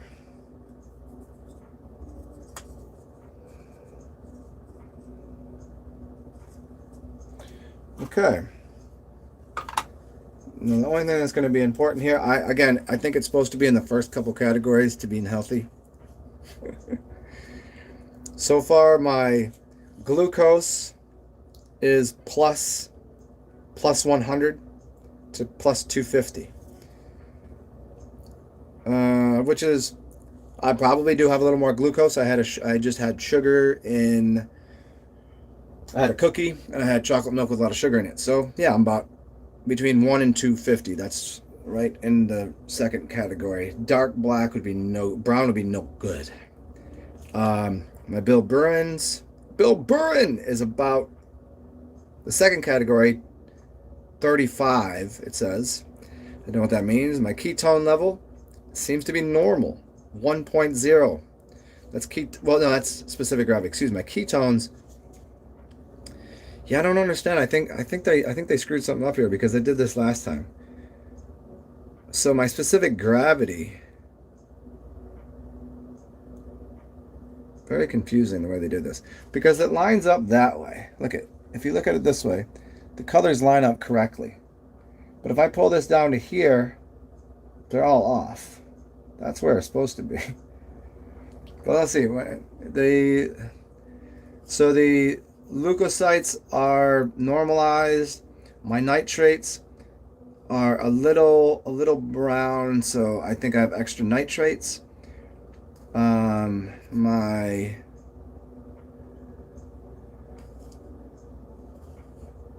urobilinogen is a weird color.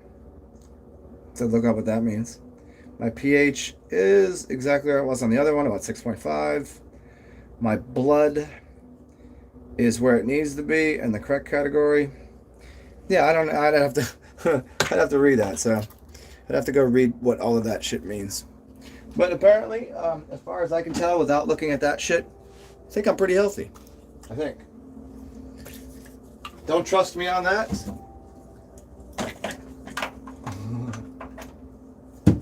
Trust yourself. Are you healthy? You want a shot of piss? Oh, speaking of, here's what we're doing. I said I was going to... Let's do this. You guys ready? Okay, so here's the color of this, right?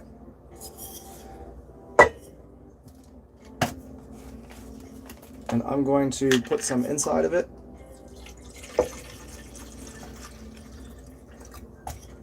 And also, I'm going to, so I can do two at once. Let's do this.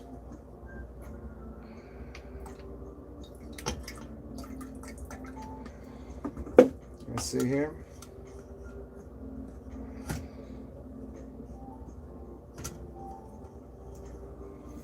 Hold on one second.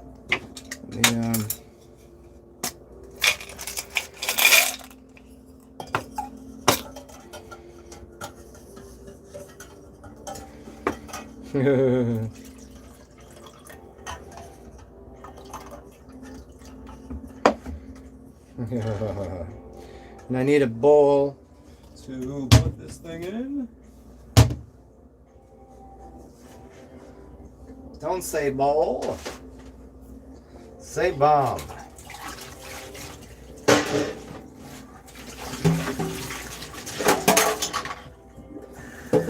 I'll be right there, guys. Just gotta clean this bowl out.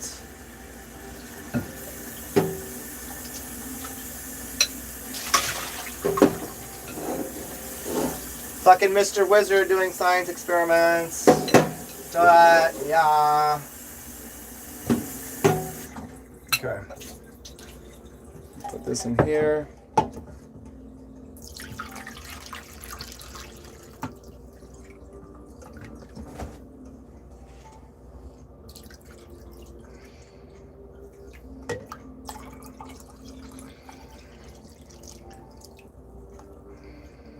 Okay. So check it out. I'll show you what we've done here. We've just covered that in that's piss, right? So we'll see how long that takes for it to clean that. And all of that water is about to turn, it's about to turn blue.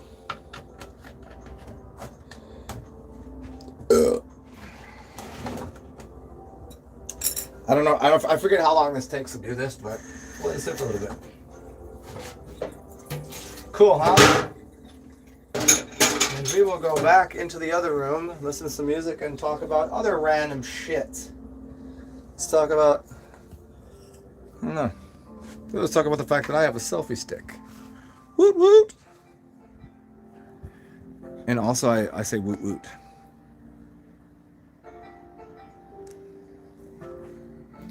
I don't know. Do I ever say woot woot? I don't think I've ever said that before. Is that something people are saying these days? Woot woot, motherfucker! Woot woot! Hoot hoot! See how cool this is? Then I can set this selfie down like that. Oh, so much more convenient.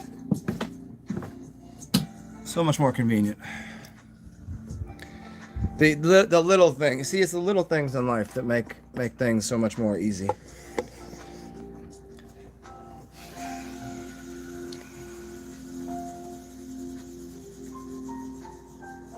And yes, there's a bunch of other really cool things that I'll be adding to the book bag, and that's all about the book bag. And maybe I'll add some like bonus surprises in there.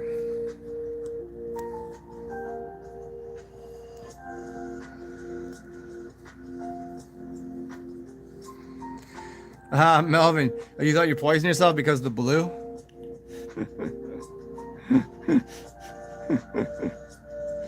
I mean, if you put water and lemon in on something that will rust, it will turn red. What do you think's happening to your blood with all the iron in it? It's pretty much what's going on. The iron is the heavy metals are getting rusted in your system. It turns your blood red. I don't think it's supposed to be that red. Oh, do you guys want to see my? Let's see if I can show you one of the. There's one of the cups. Oh, is it? There it is. See that one? That was one of the cups. But my whole back is pretty outstandingly cupped.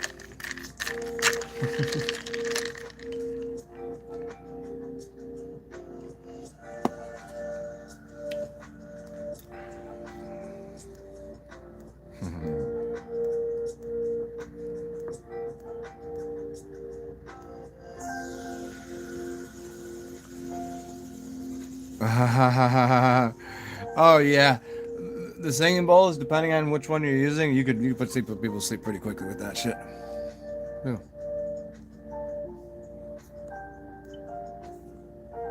Well, yeah, the dark green. I mean, the bluish green. That's the patina, which is great outside. But if you want it, like if you want the copper cut, like look at, I'm wearing a copper bracelet. Look at my wrist. See the blue green on there. Look at, can't really tell on this one, but this one here, yeah. So now in India, it said some people put Vaseline on it so they don't get the stain. They put a little grease or something so that it keeps the from staining. And other people wear it as a badge. It's like it's because they see it as cleansative and it's doing something for them. It's energetically charging them. So some people, depends on where they are, they'll just wear it this way. Fucking hair everywhere, bro.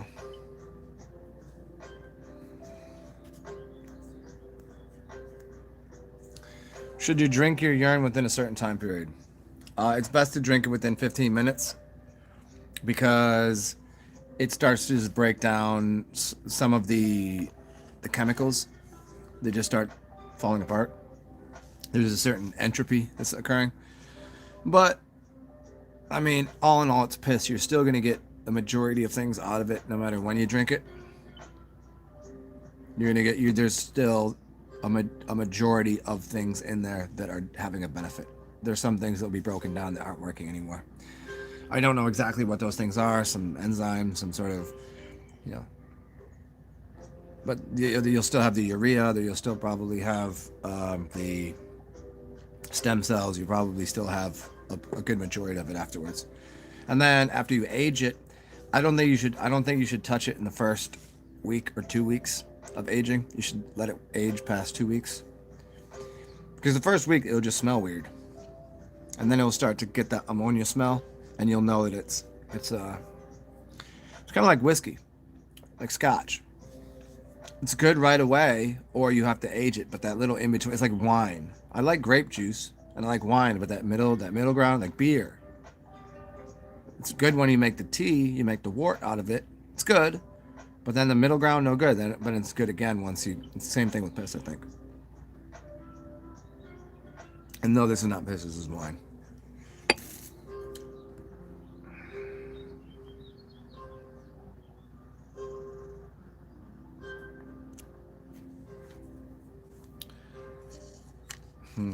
What time is it here? It's like 11. Oh, it's 12 o'clock.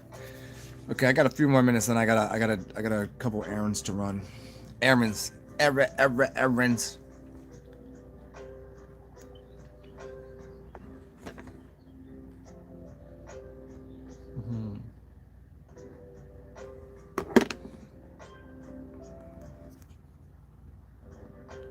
I think I might change this music because I want some jazz right now. How do you feel about that? I think you'll like that. You'll have this.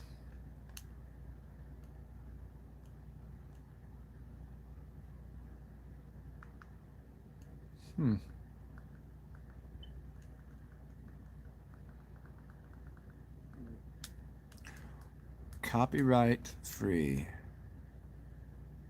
Ooh, jazz. Upbeat? See what I got upbeat. Oh, Japanese jazz is pretty dope.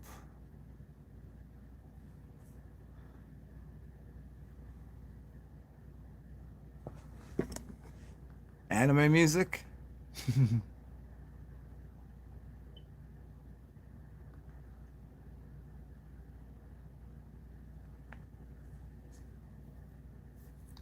Let's see what's here. Here's some hip hop beats. But I do want jazz. We'll see. We'll see what's happening now. We need a progressive fighter in Washington. What does progressive mean? Progressive? What? Progressive what? I want to go to Congress so I can progress. What are they talking about? What are they talking about? Who's left here? What the hell are you doing?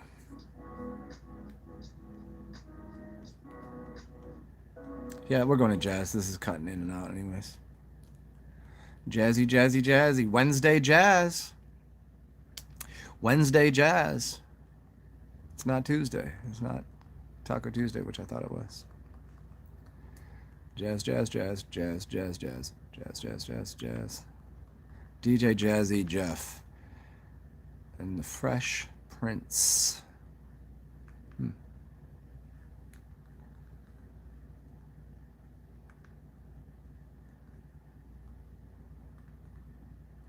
Hmm.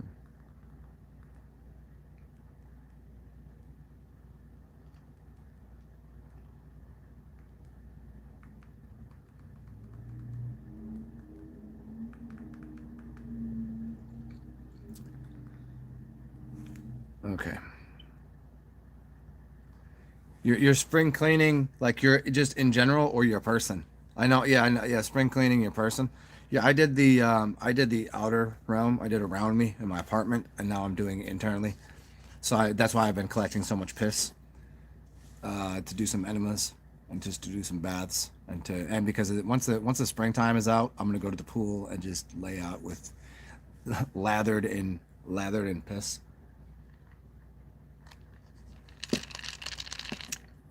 I'm gonna try to do a little anti-aging this spring summer. Not that I really need to, but oh, that's it, Melvin. That's you. That's right. Nice, nice, nice. Yeah, we'll chat about that. I mean I don't even really know where to start with it. That's the I kind of want to just do interviews with people. I don't know what I expressed to you, but I know enough people that drink piss that are highly intelligent, good looking, well educated, well versed, that aren't idiots, and that know why and what it is. And so like I want to do it from like a few levels of that with you know their experience, things they've healed, how it's helped them, that kind of thing. And then I also want to do other aspects of just what water is. I want that to be the highlight of it, but I don't want it to get drowned out by just doing it just on that, where everybody just like they're just deaf to it. Where if you make it, if I do it on what is water essentially, and then getting into juice and what juice is and what water is in juice, and then distillation and go through the waters, and then get into like, well, if this is water, what do you think's coming out of your person, and what is it? And then so like water and plasma. I want to get into like I want it to be something to do with liquid plasma and what urine is, and I want that to be like the ringer for the whole thing. But I do want people to be educated on the different kinds of water, because everybody got an opinion on what they think water is, and distilled's no good. And like tell that to animals. Tell that to me. I've been drinking water. I've been drinking distilled water for 15 years. Look at this. I'm still here, huh? It hasn't eaten away at everything. In fact, and I know too many people. So it's like getting into that. I want people need to be educated on what water is, and even my opinion that I don't think water is hydrogen and oxygen.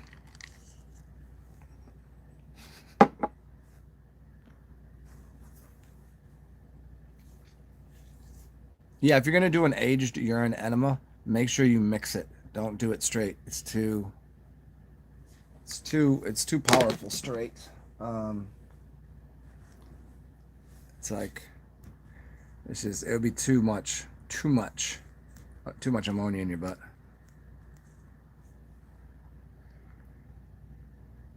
Yeah.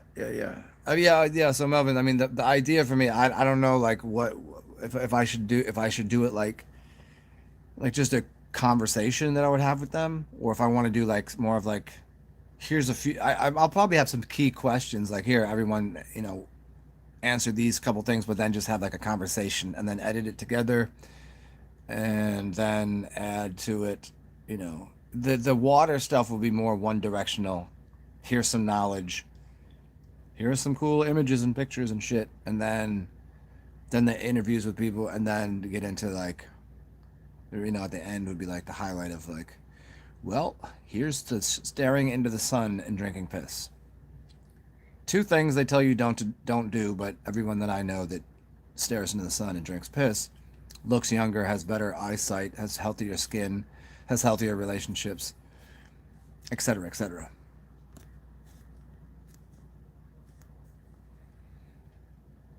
Oh, I can do it on Zoom. That was one of the ways to do it. I was considering. Yeah. Cool.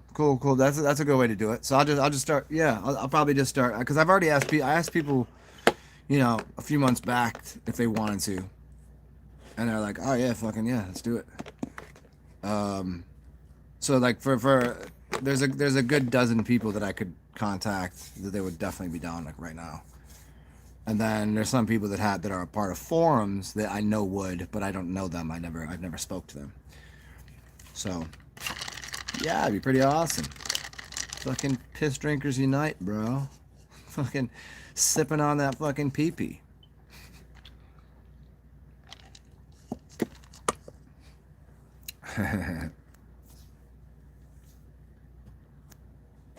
Sipping on that pee-pee. Sipping on that pee-pee. You know, like sipping on the scissor. Sipping on that. Hey Melvin, where did you say you reside?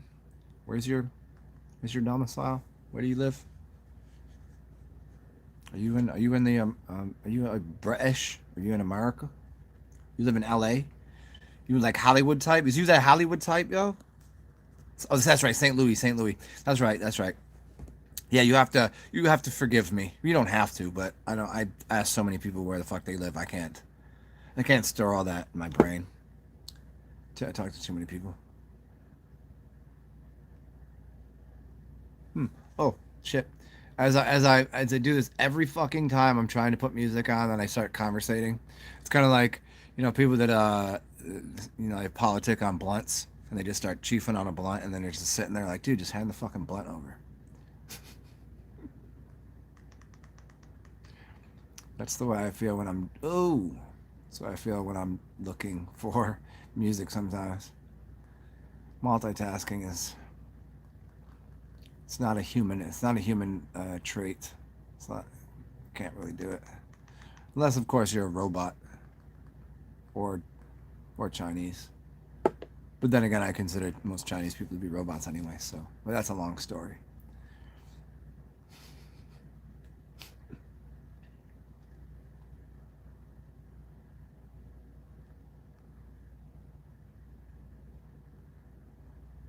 Cool. Here's one.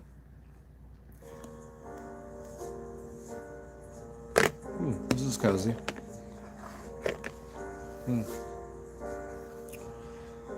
Well, let me just call this a fucking let me call this a day because I got to charge my phone anyways. I didn't realize I don't have. That's right. Yeah, you're a quarter of you is a robot. I have my sneaking suspicions about part of that culture that they made. Not that Chinese people are robots, that they've made a bunch of laboratory made android beings that work in. It looks like they have a sweatshop of people working in shops that are human. No, they just made a bunch of robots that look to be human, and they go, oh my god, the humanity! I can't believe they have all these people working in these shops doing these menial tasks. When in fact, they're just android systems that look like humans doing these jobs. That's what I think. Although I think Chinese people do exist. Yeah, I mean that's the base of the theory. The base is that. Getting a little deeper into that, there's a few other things I can point at to kind of. I mean, we'd have to get back to Lemuria. We'd have to get into like high technology and yeah, we'll get into that. But yeah, I do have to charge my phone. I only have like 10% left. But we'll talk about doing that, man, because I think that'll be fun. And it's something people need to see. And yeah. then I'm gonna be like, I made a movie, okay? I made a movie. Bitch. Have you ever made a movie? Yeah, but then I'm gonna have to write a book, and I don't want to write a book. I've already tried to write a book. It's too difficult. It's not that difficult. It's difficult because as much as I talk, as much as I think, as much as I write, the book would be too big. I've tried to do it, and the editing on it would be too difficult. It'd be 2,000 pages.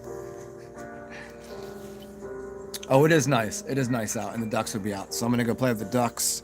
You guys have a beautiful day. I gotta charge my phone, and I gotta run a couple errands. Errands. And as always, thumbs up are good. Dollars are even better. You can Cash App, PayPal, help me out. And we'll talk soon. I'll try to do a show later today. Maybe do some readings, tarot or books or some poetry. And yeah, and I'll show you. Oh, let me see. Let's just before we go, let me see. I told you, we'll see how quickly the urine did a job on this shit. If it's had any effect on it so far. Let's see. It seems to have. Yep. See, look at that. It already has. You see the color? Try to change. See the color right there?